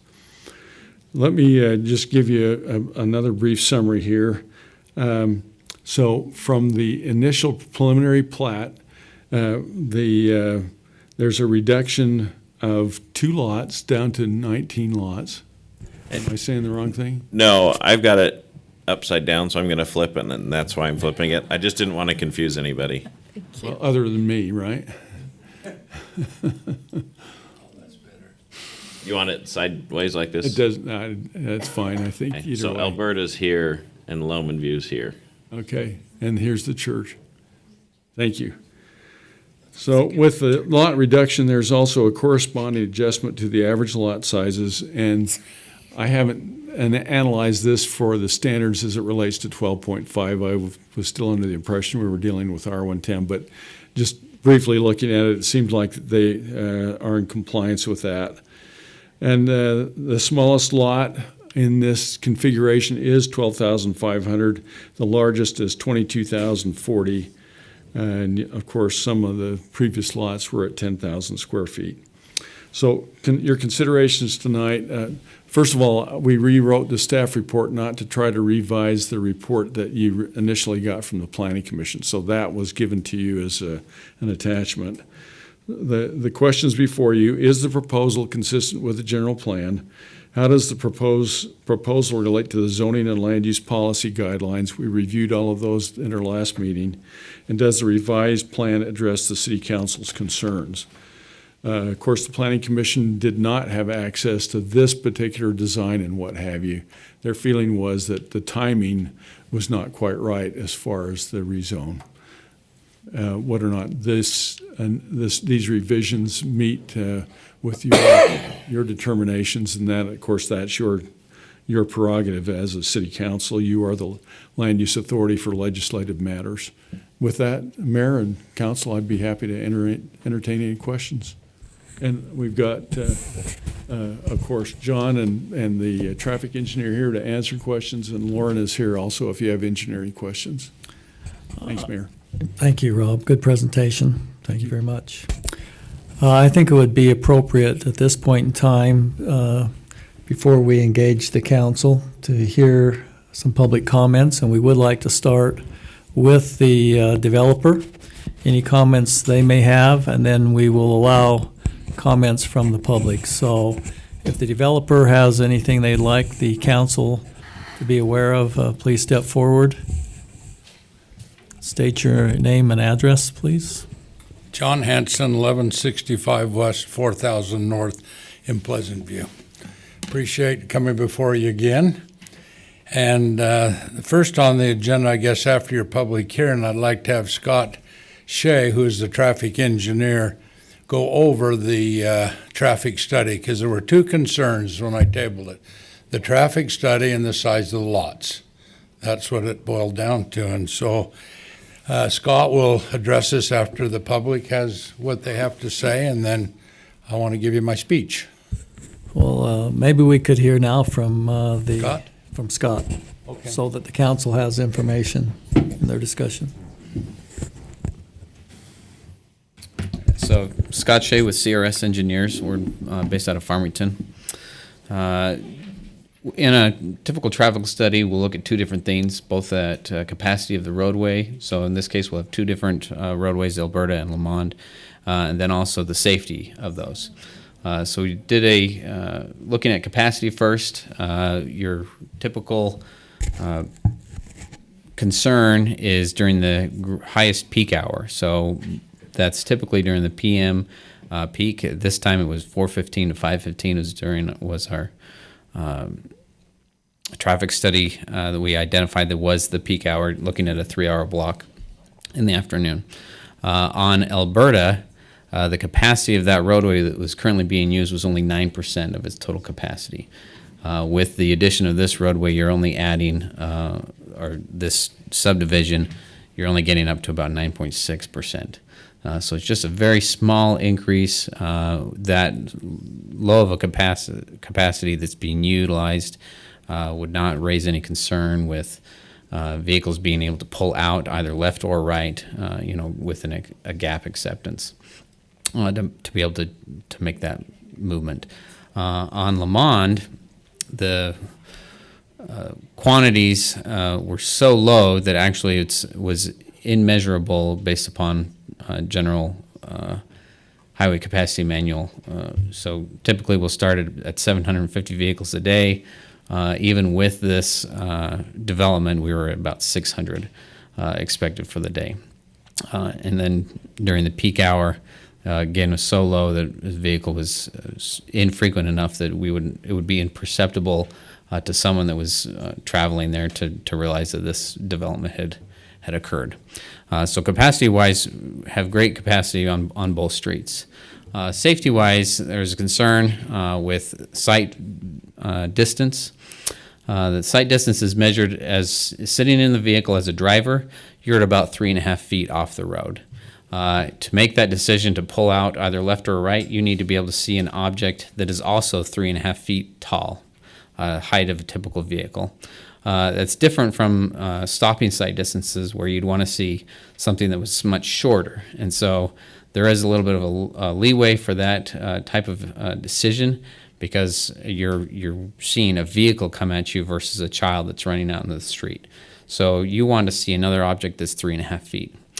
So looking out from Alberta, sight distances in both directions was greater than 500 feet. The requirements are based upon the speed of the roadway, so that at 35 miles an hour on Alberta, you would need to see, I believe it was 393 feet to turn right, and approximately that to turn left. There is some differences between the two, because as you're turning left, you're crossing 2 lanes of traffic, and you need a little bit more distance to make that decision and move. On Lamond. Now, Scott, before you keep using Lamond, you've got the people Lomond, confused. sorry. It's Lomond. Lomond View. Just Sorry. wanted to, so you don't confuse us. I'm a cyclist, so I'm used to Lamond cycling. So Lomond View, thank you. On Lomond View, at 30 miles an hour, you have much a reduction. So you actually need to see 350 feet. There is a little bit of a hill looking east, where if you were standing or as a driver at 3.5 feet, in order to see, you would need to see that 350 feet, an object that was 3.5 feet tall. So even though you do not see the full roadway for that 350 feet, an item that is 3.5 feet tall, 350 feet away, you could depict that was a vehicle moving at you. So that was a big, I know was brought up as a concern in the previous meeting, but that does have that adequate sight distance, particularly as you're turning around the corner. So the concern as far as safety, to be able to pull out of the subdivision was met by typical measurements for traffic safety. Again, the item with the width of the roadway on Loman View, with it being less than 750 vehicles a day, the clear zone, which would, if a vehicle goes off the road, we want to be able to have that vehicle to be able to stop or to respond before it hits anything. So at 700 vehicles a day, you'd want 7 to 10 feet of clear zone distance. Some of those utility poles are within that clear zone distance, which, regardless of whether this proposal goes in or not, they're within that clear zone. That was that mitigation to recommending to put in some reflective striping so that during the evening and night times that those would pop up. It was recommended to be at 2 feet, 3.5 feet, and 5 feet, corresponding to those stopping sight distance, decision sight distances, and then a typical height of a person. So that's just where those heights came from. Other than that, there didn't raise any concerns for capacity, didn't raise any concerns for safety. Looking at crash history, did not pull up any crash history in the recent years, so wasn't any concern there. Any questions from council members?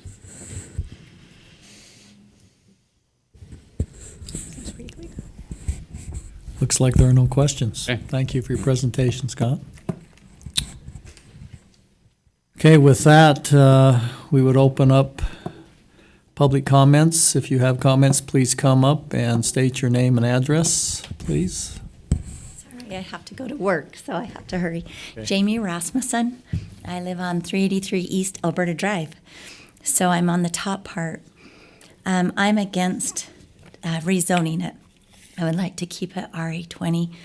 I'm the smallest lot on that. I live in my childhood home. We moved back out here for a reason. We like the area, and we like the area because of the space. And that whole street has always had lots of space. And as I was looking over the zoning maps of North Ogden, I noticed that there's only a few more zones RE20. And if we can keep it that way, then those people that want a little bit more land and maybe a nicer home can have a place to build their home for their families. And so I am against it. I would like it to keep RE20. And if you're worried about affordable homes, all of those of us that have bought the older homes in North Ogden, those are affordable, and those people can purchase those older homes and have affordable homes. So that's all I have to say. So. Jamie, just out of curiosity, what's the size of your lot? Oh, very tiny. We're right next to the boys' home, so it's not very big at all. Okay. And so we came from raising our children on 5 acres, and we could not find a place in North Ogden that had an acre or half acre that was affordable. So we bought my childhood home, but that whole street kind of gives you that feel of space. So, thanks. Thanks, Jamie. Have a good night at work. Okay, thank you. Other comments?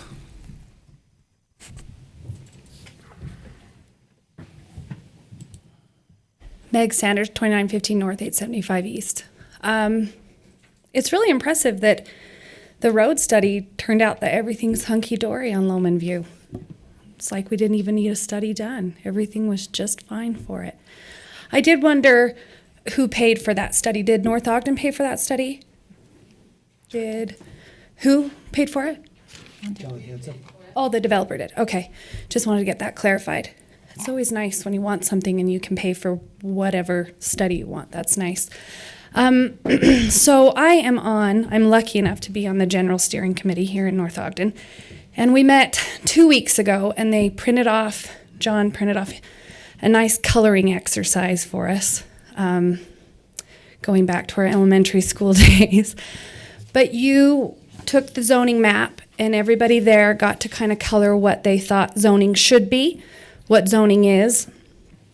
And surprisingly enough, when that area was done, I think it was orange that was high density or any of those, and obviously that spot was not marked as that.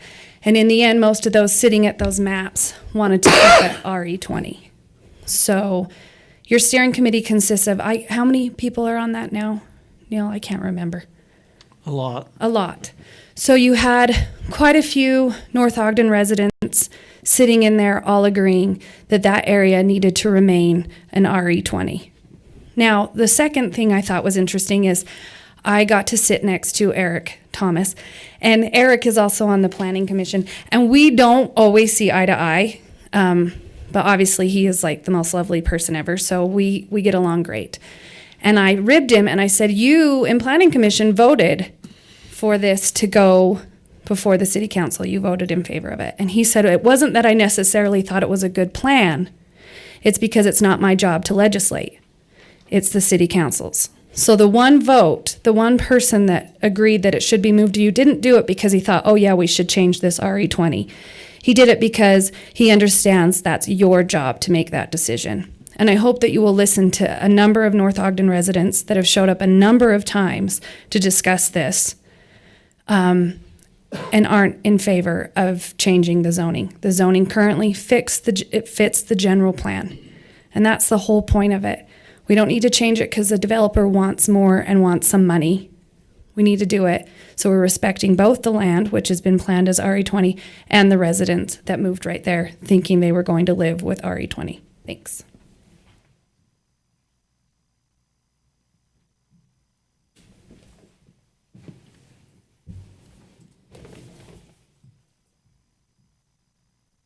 Good evening, Mayor and council members. I'm Carmen Sinone, 114 East Pleasant View Drive. I guess I was a little naive. I did think the study was going to be an independent, unbiased study, and I do see from the cover letter that it was commissioned by the developer. So I guess I was naive on that point. I have a couple of other issues, though, that I want to address. I was really kind of disappointed to hear that the snow removal would just be regular, because I want to point out the problems I'm already having with how North Ogden removes their snow. My driveway on Pleasant View Drive was plowed in 3 times this winter because whoever's plowing, North Ogden City is plowing 200 East, and felt it was just fine to plow it into my driveway, I guess because I'm county. It wasn't until I threatened to call the sheriff and have it listed as a safety concern it was changed. I just spent 4 days of back-breaking labor digging out the storm drain so that someone at the last meeting that I was to commented about my water problem in my driveway. Is caused because the storm drain keeps getting plugged that's supposed to drain across the street. When it's plugged, it fills my driveway. Again, one of my water concerns. But snow removal on Longman View Drive, if you look at this map here, there are no shoulders on the south side of Longman View Drive at that intersection. I know that the traffic study mentions shoulders. On the south side, there aren't any. You're looking at between a 10 to 7 foot drop off. The only thing that could be construed as a shoulder, and it's right across from the proposed intersection, is a driveway and gate to my Longman View property. Are you going to plow that in? I mean, because your only other option is to push it over onto my fences and take my fences down. Or you can just push it and pile it up on the north shoulder, but then that limits your field of vision for the intersection. You're going to have snow piled higher than you can see over. So I'm really concerned. I'd like to hear a little more specifics on how that snow is going to be removed. You're either going to damage my fences, block my driveway, or ruin the field of vision for those trying to turn out of the property, out of the intersection. So I was very disappointed. I'm sorry, because I have a lot of respect for you. I hope that there would be more said. Same with the drainage. I have enough of a water drainage problem. You put more lawns on there, people are going to irrigate more. People overwater their lawns. Is that water now going to run down onto my property? And then how do I deal with it? Because I'm the lowest portion of that end. So again, I was hoping for a little more direction on how that's going to be handled. Well, Dave, are you still back there? I saw you come in. You'd be our expert resident on that. Can you answer her questions?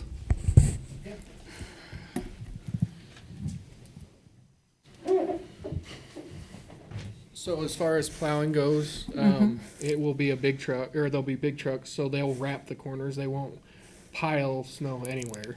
But there's no place to wrap it to, Dave.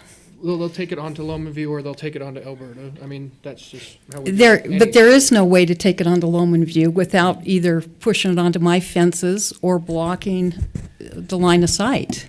There's no shoulder to plow it to. Once again, let's let Dave try to answer Okay. the question on how that would work, because, I mean, obviously that's a concern to her, and No, absolutely. So, So, yeah, so we have tandem trucks, so there's always two drivers together. One takes the middle of the road, the other one takes the shoulder, and because now we have the wing trucks, they would be able to wrap it. It'll just, the snow kind of just drags with you and goes down Lowman View Drive, or if we go up Alberta, they'll go wrap around and they'll go up Alberta. As far as storm drains, there's storm drains in the plan. I mean, I can probably, or Lauren can probably speak more to that, so. It's not gonna go, I mean, they have to keep their water on their property, so there'll be basins in there and those kind of things. Okay. so, based upon this, obviously, there's got to be a plan, right? Because otherwise you'd be saying this property can never be developed. So we've got to have a plan to deal with it, because this property, whether it's now or later, will be developed. And so we've got to have a plan, because we can't make the owner's property unsellable. No, that's all I'm asking for, without damaging my property. And Dave, you feel we can do that? You're our resident expert. Yes, sir. So Well- if this is approved and we don't, I'd welcome you back to Oh, believe me, give us. I will be back give if us- I'm yes. if I'm still having problems. Would be too. One, because I've had enough problems with North Ogden City, quite frankly. In the ordinance, and I see there's an ordinance attached here, is on the worksheet. Is that the ordinance that's proposed tonight on the rezone? Because I'm also concerned, it has a statement that says the R110 zone is also extended on Lowman View Drive to the south of the parcel being rezoned. So you're intending to rezone all of the property south of that as R110? I'd let Rob speak to that, but I don't believe that's the case. I think the council has the legislative authority to grant zoning. Thanks, Mayor. And the rezone is, we've identified it as specifically for this subdivision. Okay, then why the wording that it's continued to the parcel south of Lowman View Drive? Well, we have a policy that says that where we have a difference in zoning, that the zoning extends to the middle of the street. Okay, that's not what your language says But it's in your what's- ordinance. That may need to be amended, Could very well be. because that is not what it states here. What it states is it will be extended to the parcel south of Lowman View Drive. I don't think we'd be Typically, we have an rezoning other exhibit. parcels tonight. Typically, we have an exhibit that shows the map, and I'm not sure if we have that or not, John.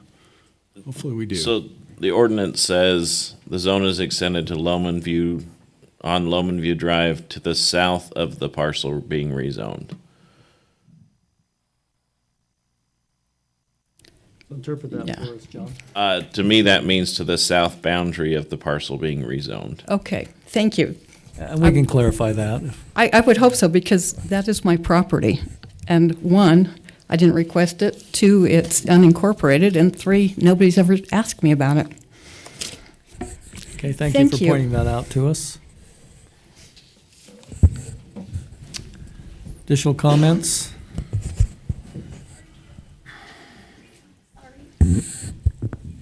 Michelle Scadden, and I live at 118 East Longview Drive, and our property is the little 1 acre on the west side of this. So all those will go up my driveway.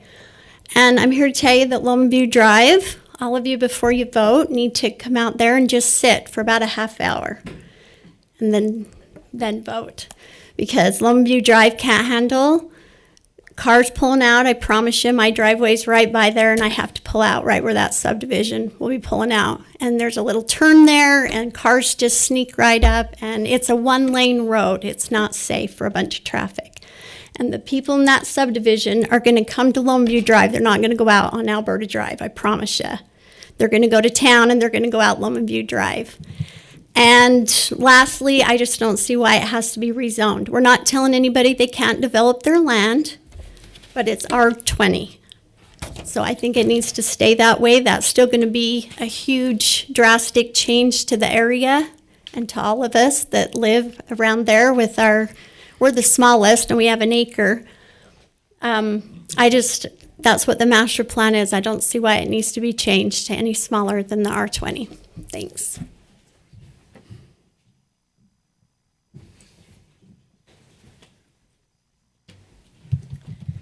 Kim Christensen, 2428 North Barker Parkway. I just kind of wanted to give you my 2 cents as I'm sitting back there listening to concerns and desires. First of all, I don't know if you are ever around the high school traffic. Before school, after school, and during lunchtime. Lunchtime is horrific. Kids leave high school to go down to Lee's, to Smith's, and they are going to take any route that will get them there the fastest, and they are going to race their friends. If there's one more road that they can go down to beat their friends to that destination, they're going to do it. I have a few of those, so I know their tendencies. They don't do it to be mean, or to be whatever. They're just teenagers, and that's just their enjoyment, I guess. So that when I hear that traffic is only going to go up a little bit, it's going to go up a lot more than just a little bit, because you're going to get the high school traffic as well. And when they said there's no concerns, there's nothing to be worried about, there will be rising concerns if you put this in. Also, there are not very many places left in our area that are open to bigger lots, like they say. We actually looked over there when there was a house for sale on that road. Ended up not getting it. We kind of regret it a little bit, but we loved that area, and we need more areas like that. People long for those areas. I know several people that are always looking for something that's open and available with bigger lots. Also, one more thing is, why do we have to destroy someone else's peace because the roads aren't at capacity? Why are we always looking to bring it to capacity? That's concerning to me. We don't have to fill it to capacity because it's there. Enjoy it. Let it be enjoyed for those people that live there. That's just my 2 cents. Thank you for listening. Thank you, Kim. Do we have any other public comments? Okay. Johnny, you said you wanted to make a comment at the end? It looks like we're there. How come when I come to these meetings, I always feel like the enemy, you know? I'm sorry that these people back here are all offended about everything. Number one, I think it's offensive to Scott Shea, who has a PhD and teaches at the University of Utah. And even though I paid for his fee to go there, I had no idea what it was going to be. So I think we need to make that clear. This isn't a game where you say, oh, give this study and make sure it turns out that way. I think that's was very offensive to Scott. And I apologize, Scott, for the residents. Okay, this subdivision here is an interesting piece of property. It's an oblong piece. I laid that out for half acres. It doesn't work for half acres. The lots are 180 feet frontage for the lots, and you can get 8 lots. It just doesn't work for the landowner to be able to do that. And they talk about the master plan. The master plan is 5,000 to half acre lots. That's what's in your master plan. And so we put this, I came in at 10, I listened. We came back at 12.5. And of all of those lots, there's only 2 lots that are 12,000 square feet. And it's these 2 right here. Those are 12.5. There's a retention basin here where your home is, and I'm sensitive of that. I don't want to ruin your... That's not where my home is. Isn't your home right here? That goes down the whole thing. Oh, you're down this way or this way? Never mind. Oh, I don't know where you live then. I thought you had that nice home right next to it. Well, anyway, there'll be a retention basin on A, which gives a feeling of openness. The lot 1 is 22,000 square feet. That gives a feeling of openness as people drive down that road. And then on Alberta, that lot is, let me look here, 17,508 square feet. The average size lots are 14,236 square feet. Those are big lots. If I put it into RE10, which I've withdrawn, that'd be 12,298. So a subdivider, you never put the minimum. It isn't like a little box and you make them all 10,000. I went, looked at 2 or 3 subdivisions you've approved for 10,000 square feet, and there's only like 4 or 5 lots that are 10,000 square feet. Most of them exceed that number.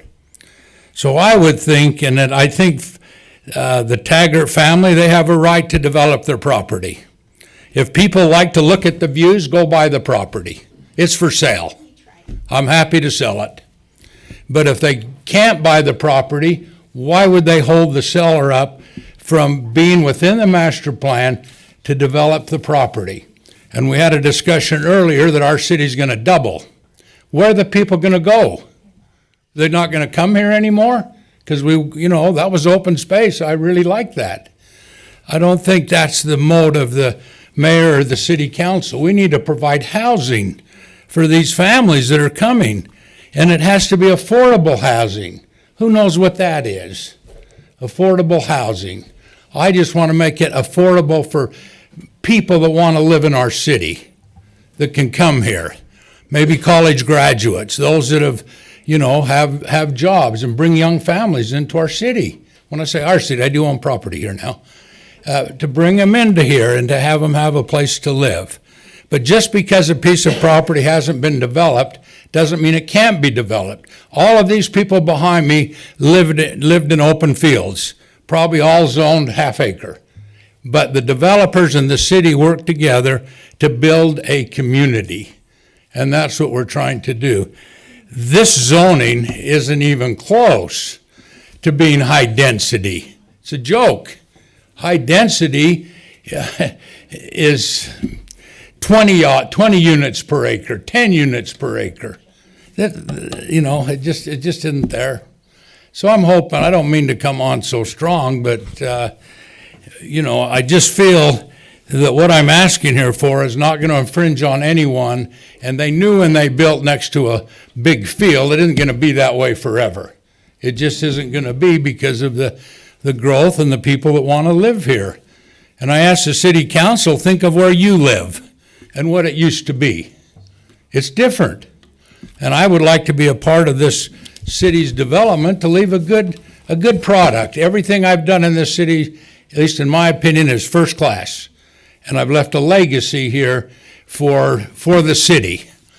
And I don't know what else I can say, Mayor, other than Probably I'll not get much off my because soapbox. your 5 minutes is up, but thank you. Oh, I'm done? Well, then you need to get a clock up there. We're working on it. We're working on it, believe me. Thank you, Johnny. Appreciate the comments.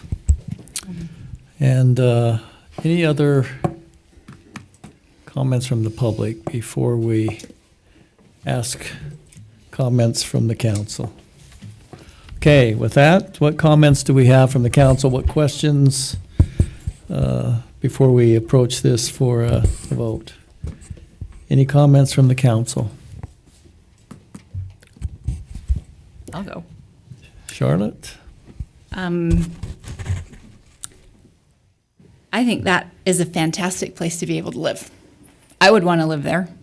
It's convenient. The lots are going to be a nice size. We got to solve the right problem. It's not close everybody out. You know, we want to have places where families can come. I could draw you a supply and demand curve up there about what happens if we restrict, we remove that demand curve in, it just makes the prices go up. And then our kids can't afford to live here. We get people that sell their major properties out of state and they come and they take up all the land. And to me, we know when I got on the city council, it was to promote places for, is to promote for families. And to me, this is for families. This is housing. We have lots of kids and they need places to go.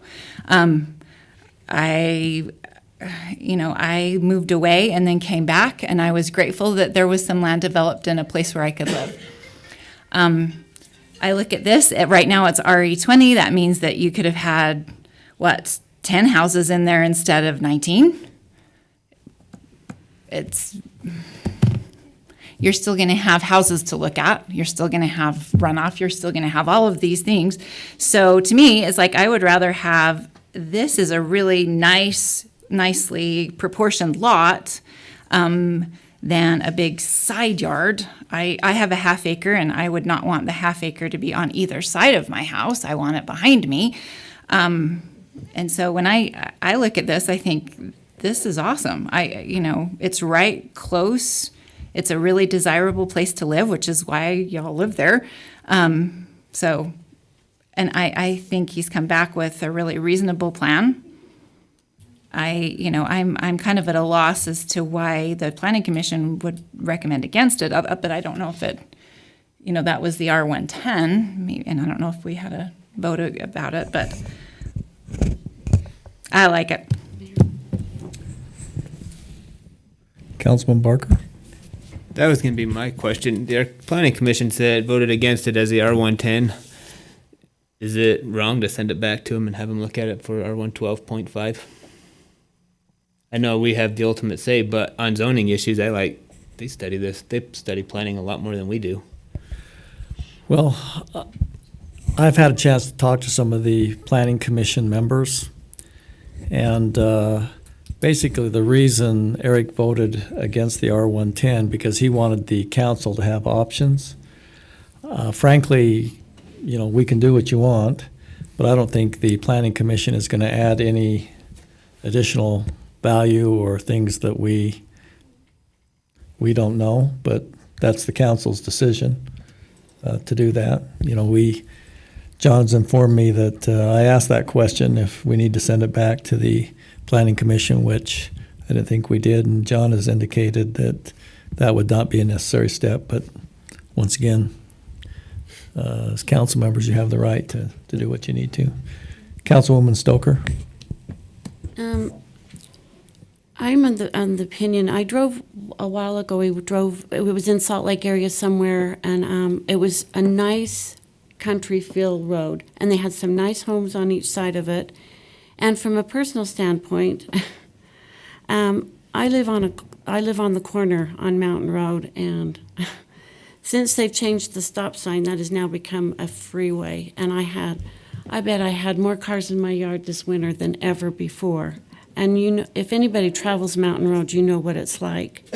And I have skid marks that probably go 50 feet or more from last Tuesday when I got home from meeting, where I don't know, kids were racing and they did a 180-degree turn backwards on over my rocks. So I live on that street and I understand your concerns of safety, and I am not of the opinion that everything has to go small. And I would like to see some more spaces left open. I think people do want bigger homes. They want some elbow room. And we have other places in our cities where we do have smaller lots that have fit in with the surrounding areas. So as of right now, I am not in favor of changing the zoning. That's just my opinion.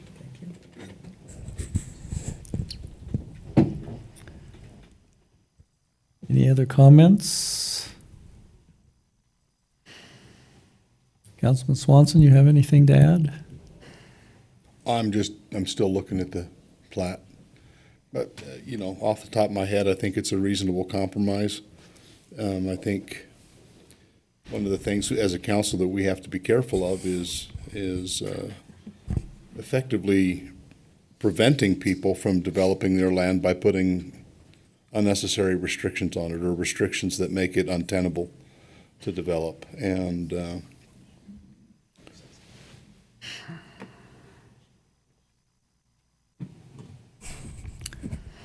Okay.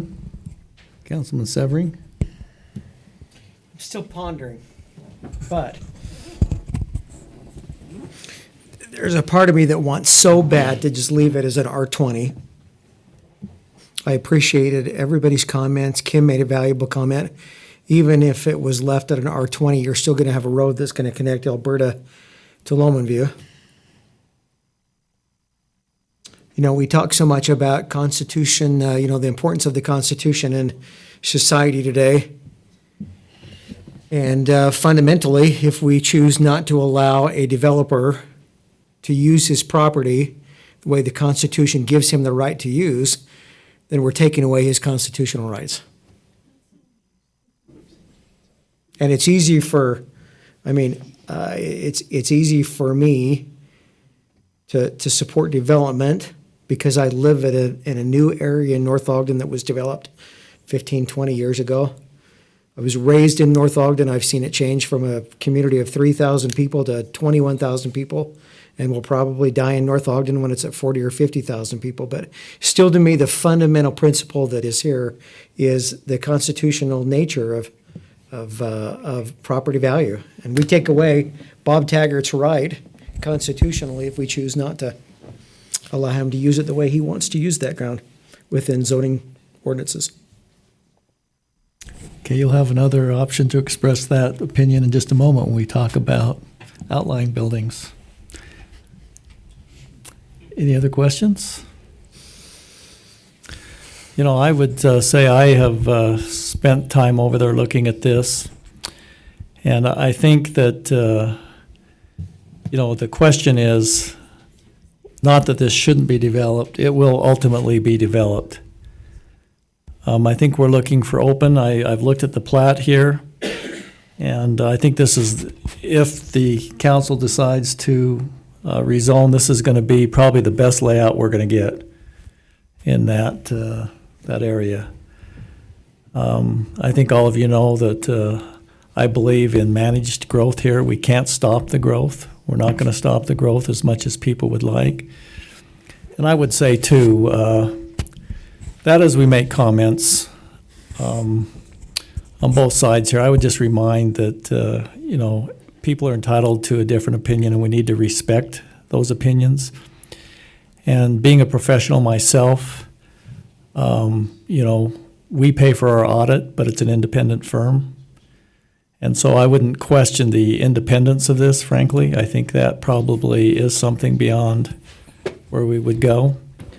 So, I've looked at this, and I would just say whatever the council decides is we're setting the precedent for the development, because one day that will be developed. So, to me, it's R20 or 12.5. There's probably nothing in between. And I think this is the best layout we'd get at 12.5. But once again, I'm just saying that we won't stop development, but we do need to make sure we're managing it properly. So with that, any other comments? Then before us, we have an action to propose an ordinance that would rezone this property located at approximately 175 East Alberta Drive from suburban residential RE20 to single-family residential R12. And Councilman Barker, we will start with you. You have to make a motion. Oh, yes, we probably, I made it pretty far down the agenda this time. Mayor, can I ask Rob one question? Sure. Okay. Rob, I just wanted to make sure for the ordinance, assuming that this map here is intended to be attachment A to the ordinance. Is that correct? I did not write the ordinance, so Okay. what I would recommend we do is look at the plat and then go to halfway on either side of the street. Okay. And that we would create a new exhibit that would make sure that that's clearly identified. Okay. Thanks. And then this ordinance reflects actually those changes. It used to reference the two roads and then say to the center of these streets. And I've made it a little more clear saying the rezone would go to the center of Lomond View and then to the center of Alberta. So that fixes that concern. So. Thank you. So once again, I'd be looking for a motion regarding the rezone of this property. This would be ordinance number 2020-03. Mayor, I make a motion that we adopt ordinance 2020-03, changing the zoning from RE20 to R112.5. Okay, we have a motion by Councilwoman Ekstrom, looking for a second. Second. Councilman Swanson. So now we'll begin the vote with you, Councilman Barker.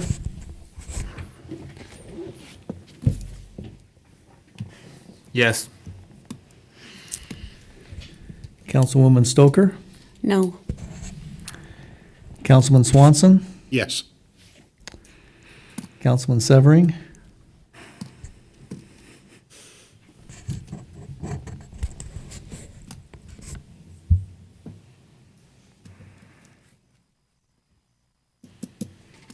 Yes. Councilwoman Ekstrom. Yes. Motion passes. 4 yes, 1 no. Property be rezoned. So Mayor, just to let the audience know, the next step would then be to have a subdivision application come forward to the Planning Commission for their review and consideration. Thank you. Okay, thank you. We'll move on now to item number 7, which is will be led by Rob Scott, our planning director, which is discussion or action to consider an ordinance rezoning property located at approximately 1625 North, 425 East, from commercial C2 to multifamily residential R4.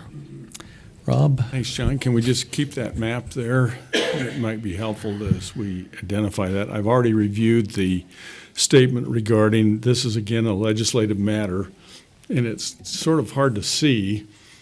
This is the Walker Theaters right here. This is Cold Springs Village to the east. Hart Plaza is to the west. And then there's a parking lot. And I'm not sure if you can see this blue line, but it actually does go to the middle of the street. Borders Cold Springs Village here along the property line to the north and then halfway through the parking lot.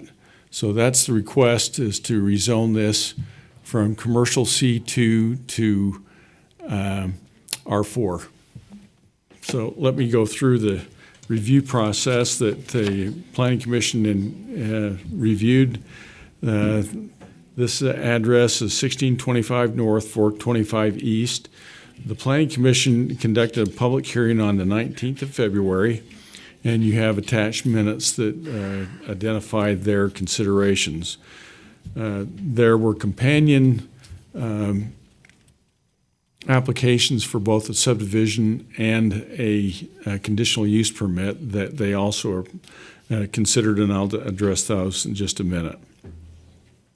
Recently, this same property, back in May of this last year, was rezoned from RE20 to commercial C2.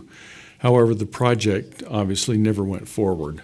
So the new owner is proposing to construct some owner-occupied townhomes. There would be 8 townhomes in 2 fourplexes. The property is approximately just under an acre, 42,253 square feet. 8 units require a lot size minimum of 36,000 square feet. As I mentioned, the Planning Commission considered a subdivision and conditional use permit. They approved those based on, and of course it can't go forward unless the council approves the rezone. The proposed density is 8 units on 0.97 acres or 8.2 dwelling units per acre. The project is a 1-lot subdivision. A condominium plat will be processed to allow purchase of these units, so that would be forthcoming if the rezone was to go forward. The property has a very unique situation regarding the Hart Plaza parking lot.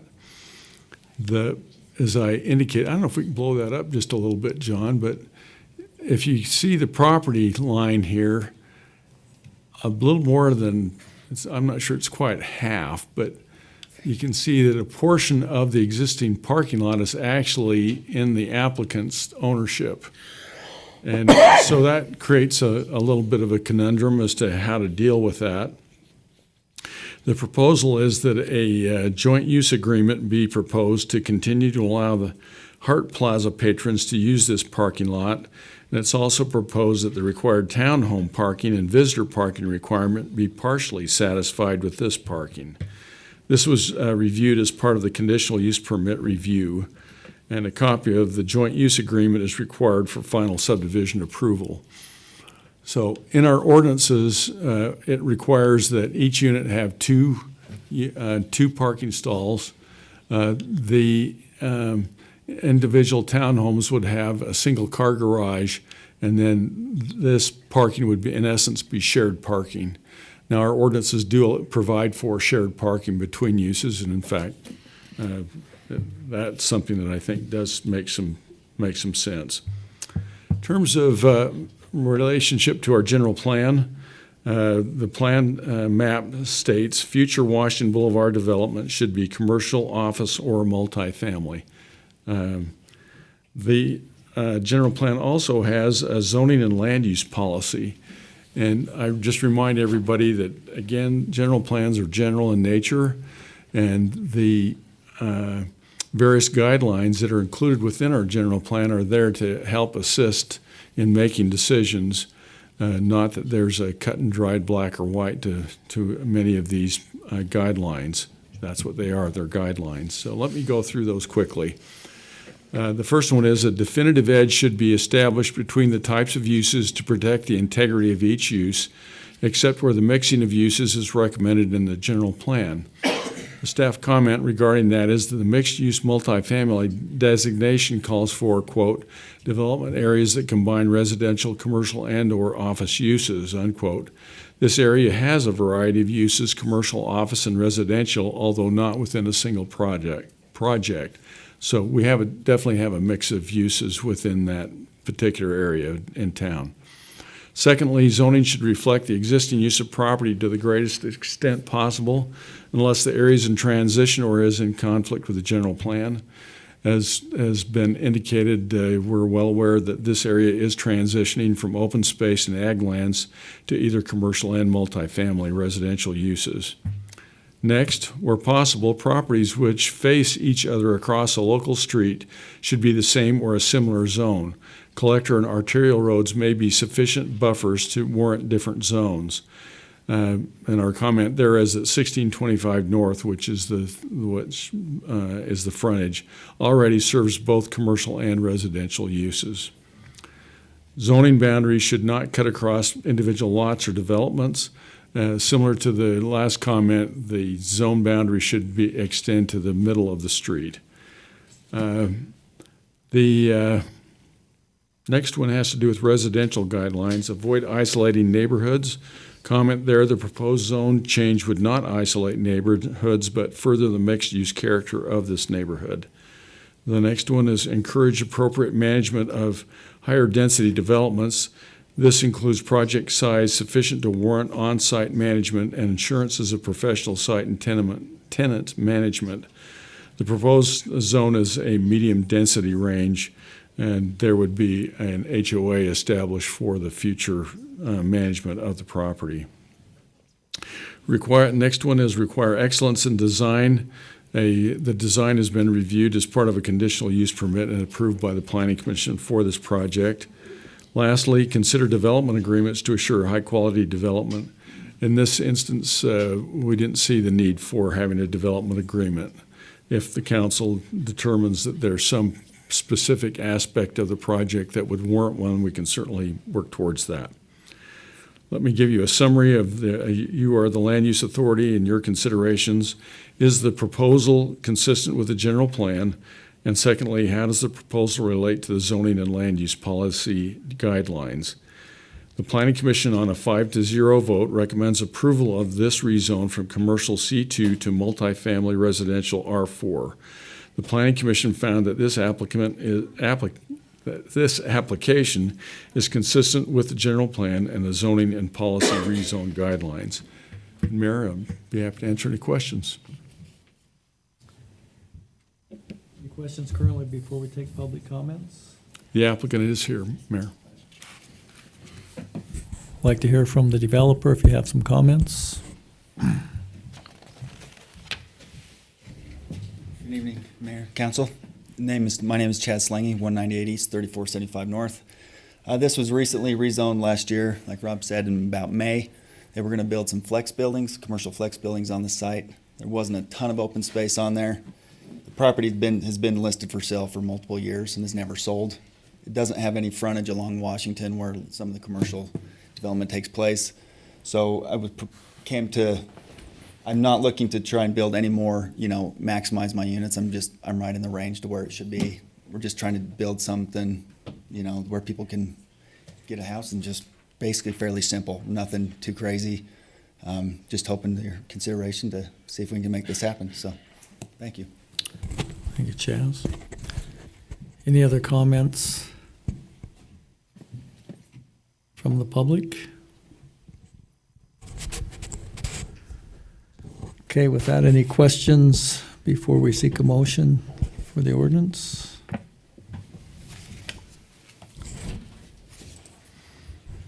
Seeing no questions, I would look public comment. Rick? Rick Skadden, 118 East Longman View Drive.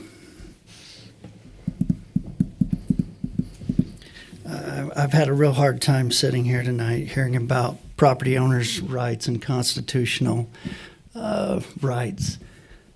I see this project and I think it's a great project and I support it. However, I see driveways where cars can back out into a street that I'm told is not allowed. But I want you to know I support this. I think it fits. It's really hard for me, and I'm doing my best to stay calm here. But I think there's some things that discussions need to be held. You just need to be consistent. That's all I'm saying. Thank you.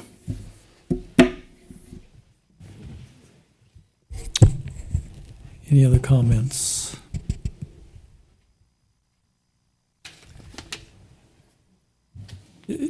Guys in the back, it's a little disturbing for the chatter. Can we keep it down back there, please? Thank you. Any other comments? Mayor, I Bob? forgot to mention one thing. 1625 is a private street. And just to make sure that you'll all be aware of that, the city is not going to be involved in the maintenance of that street. Okay, thank you. Anything else, Rob? No, sir.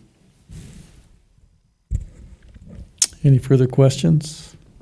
Council, comments? If not, be looking for a motion to approve ordinance 2020-4, which would be to rezone the property located at approximately 1625 North, 425 East from commercial C2 to multifamily R4.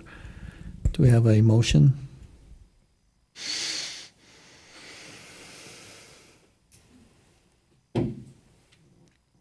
I'll go again.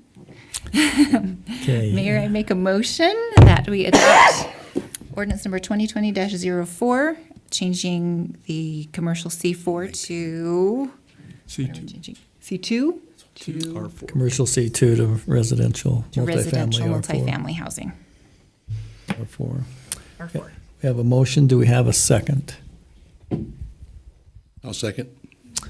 Councilman Swanson has seconded the motion. Any further discussion before we vote? So private street means that the city does not take care of that road. Correct. It's taken care of by, The HOA and the other property owners. so in So this Hart case, Plaza owns a portion of it. The majority of it's actually owned by the Walker Theater. so it would actually be taken care of by the Hart. Three of them would probably, I don't know what the arrangements they have, but they'll have to work something out relative to their maintenance of that street. Rob, could you expand a little bit on Rick's comment about not backing into the street? I'm a little bit confused in that. Me too. Well, every home has the right to have a driveway, so I'm not really sure where he's coming from. Mayor, we have an ordinance, Mayor, that says that parking stalls can't back directly out onto streets, but it doesn't apply to driveways. It's a nuance in the parking ordinance. So this isn't a violation of the ordinance, John, is what you're saying? Well, and it's a private street. And so there's a couple levels that it's a nuance that our ordinance didn't anticipate, based on my understanding. Okay. So our counsel said he's not aware of it being a violation of the ordinance. So we have a motion. We have a second. Any further questions or discussion? If not, Councilwoman Ekstrom? Yes. Councilman Severing? Yes. Councilman Swanson? Yes. Councilwoman Stoker?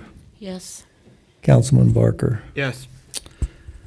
Motion passes. Thank you. We'll now move on to a discussion regarding consideration of an ordinance to amend accessory building standards. Rob, you're up again. Thank you. Thank you, Mayor. I have a PowerPoint that if we could pull that up.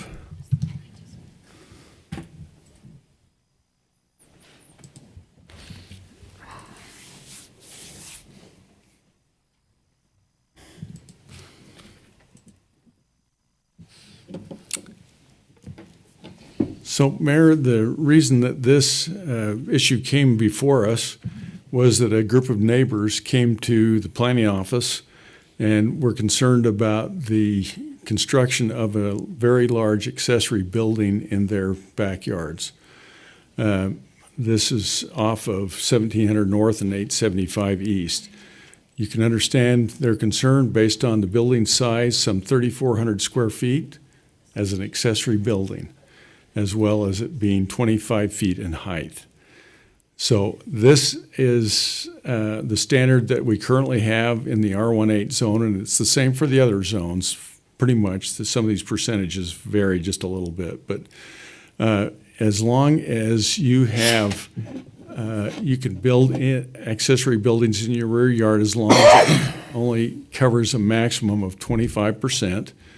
The overall roof coverage for the entire lot cannot exceed 35%, and the vegetative cover has to be 50%. the ordinance didn't seem to address these specific concerns that the neighbors brought forward to planning staff and ultimately to the planning commission. So next slide. Can I do this? If you have the pointer, yeah. What do I do? The right button, next. All right. I'm in control. I like it. So there's 3 or 4 slides that I'm going to share with you. I'm wondering if we ought to. Do you want me to dim them? Yeah. Why don't we do that?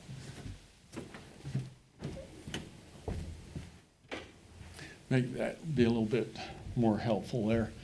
So the existing home is here, and you can see a portion of the accessory building that created so much of an issue. And one of the things that I'm going to be pointing out to you, you're probably going to see some things you like, some things you don't like. You can see why that there's a concern relative to this overall ordinance. So you can see this home is like a 1.5-story house. This particular building is 25 feet in height. Again, it's some 3,400 square feet, so it's a very large building.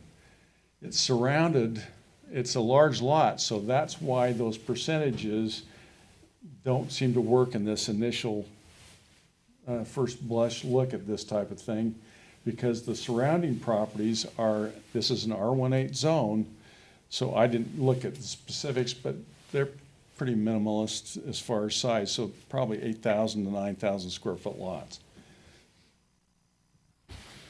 So you can see that here's what these folks look at when they look out at their backyard, is they can see this very large building. Another view of that, and another view of that. So that's what brought this to our attention. Whoops. Can I go backwards? There we go. So as we discussed this with the Planning Commission, and they spent 4 discussions, including a public hearing. So they spent a lot of time talking about this specific issue. Some of the major things that came out of the discussion are shown here. And in the staff report that I gave you, we'll go through some more of the detail of this, but briefly, there are differences between RE20 and R1 zones, and the Planning Commission's recommendations reflect that. So very few changes to RE20, some fairly substantial changes to the R1 zone standards for accessory buildings. A lot of the discussion centered around the relationship between the main building and home versus the accessory building. So when we start talking about the scale, the context of neighborhood, et cetera, the things that came to the fore included the accessory building size limitations, accessory building heights, and also setbacks. So you'll see in the ordinance that we have some specific standards that go beyond percentages. The next thing it also talks about is large accessory buildings. Our large accessory buildings are defined as buildings that are 600 square feet or larger. So that's a good sized building, and I'm going to share with you a little exercise here in a minute. 20 by 30 is 600 square feet. Next, there's some standards associated with building materials. We already have some standards. The Planning Commission refined those, so we'll talk a little bit about those. And they also added some standards relating to buffering and the numbers of large accessory buildings per lot. And then lastly, we discovered also that our accessory dwelling units actually referenced our accessory building standards. And so we have identified standards for accessory dwelling units that are separate and apart from accessory buildings. Does that make sense? Because that's a really important point. Let me go through, and there are lots of these around town. Some of these, whoa. This is one that many of you are familiar with. We had a lot of discussion about here within this last year. This building burnt down, and the question was whether or not they could rebuild it or not.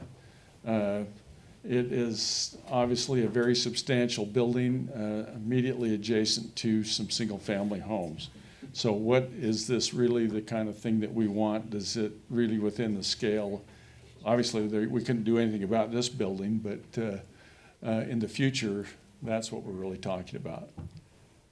So this is looking from the east, looking west from the backyards of these folks. This is the view that they get of that accessory building. Wow, this one is up, clear up on the hill, and it includes a very large home and a very large accessory building. And one of the things that we talked about here was when we reference this one relative to building materials, you'll see that this one actually has a window in the front. So we'll talk about that a little bit more when we get to the standards. Boy, that is really...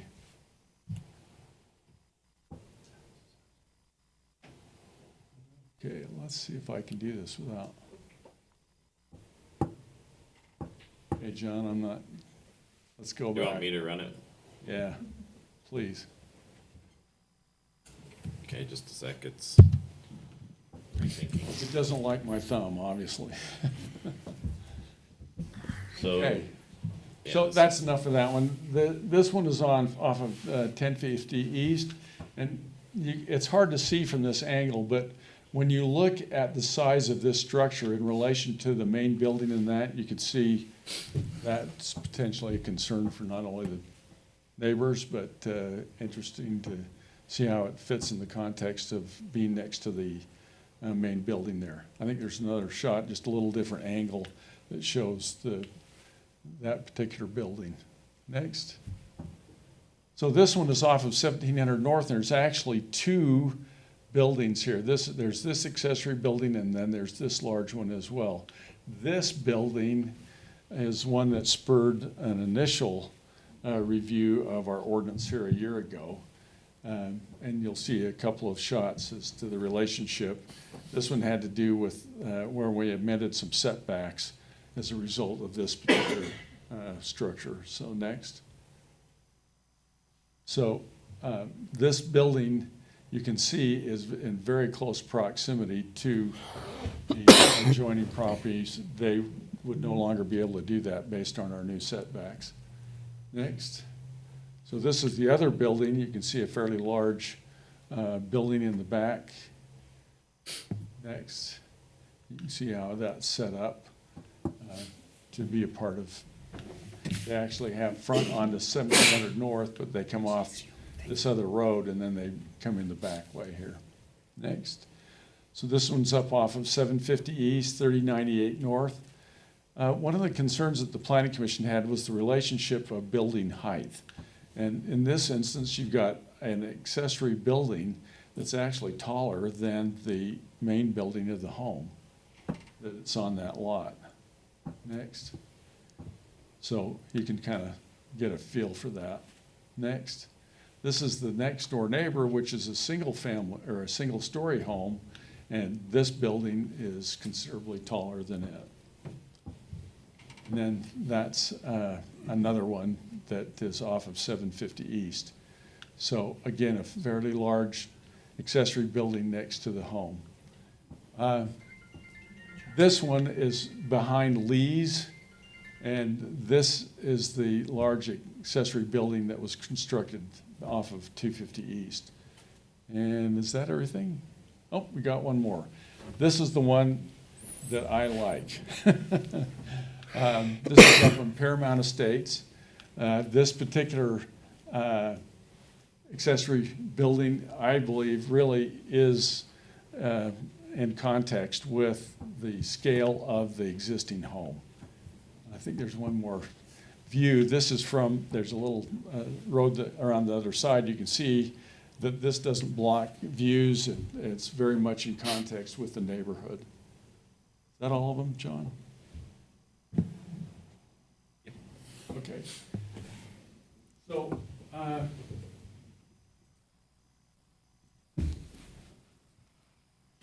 we thought we'd do a little show and tell tonight.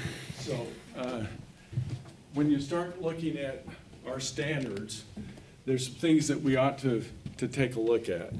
First of all, we have minimum standards. If you were to build an attached double-car garage.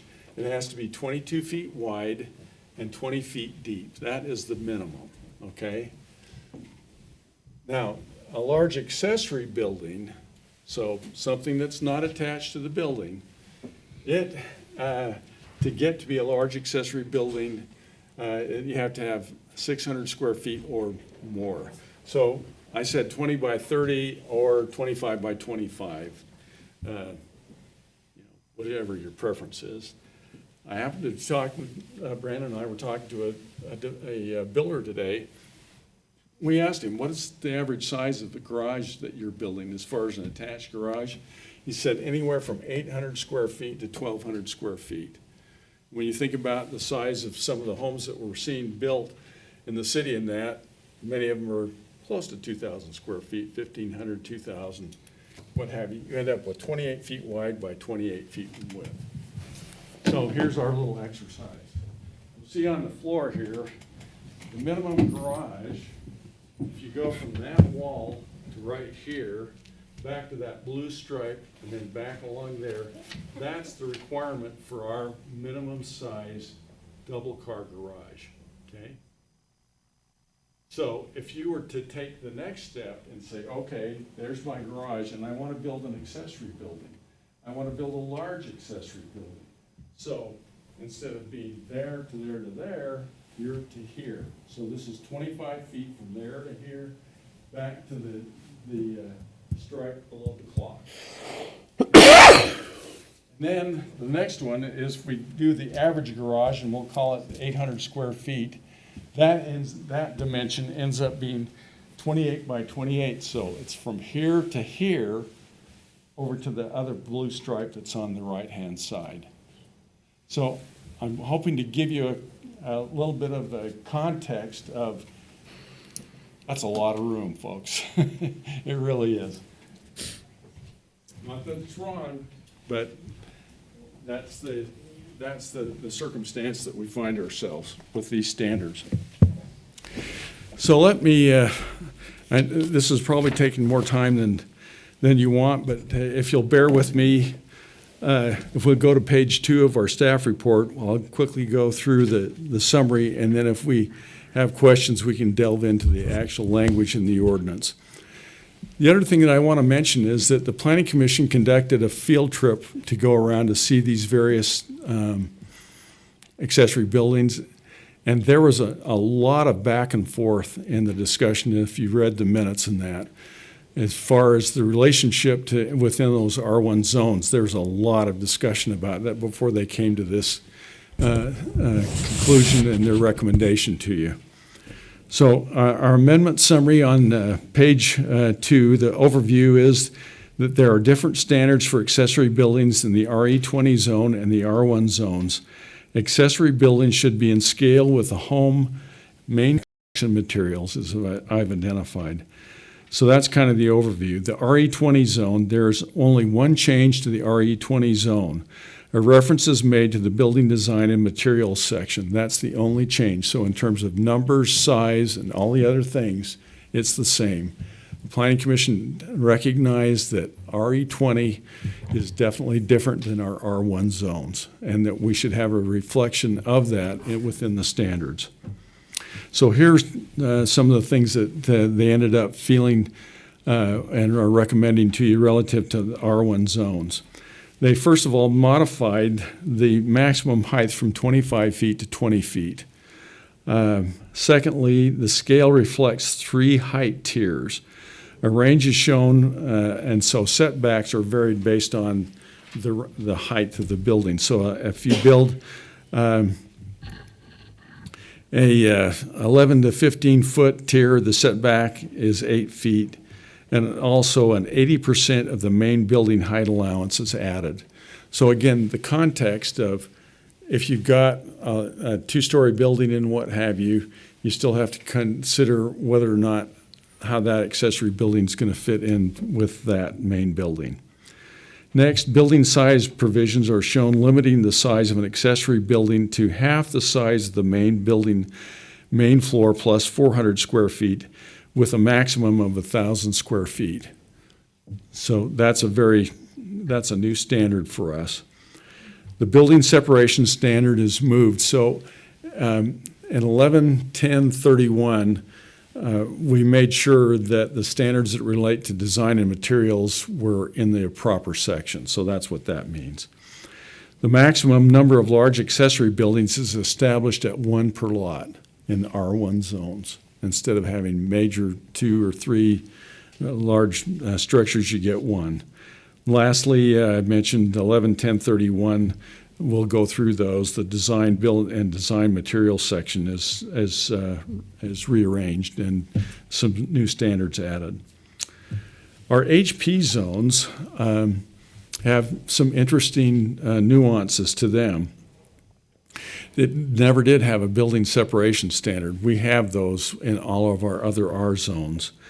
We've also added 1 large accessory building per lot and added the design and materials section in 11-10-31. Interestingly enough, in all the R1 zones, 25 feet in height.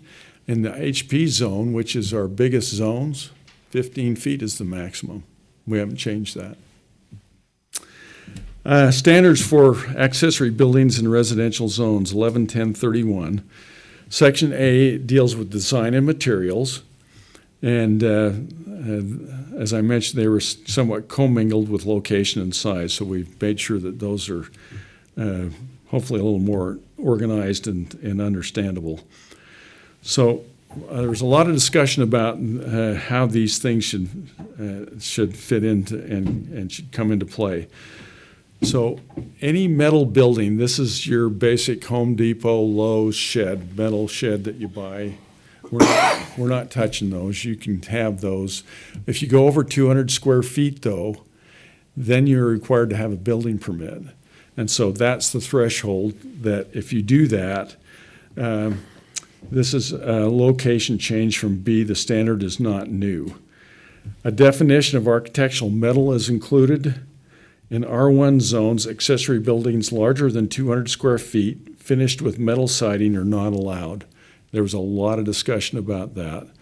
The feeling was, then the next one identifies it, that the building materials in R1 should have horizontal siding, brick, stucco, wood, or similar material in the main building. In RE20 zones, accessory buildings made of architectural metal are allowed.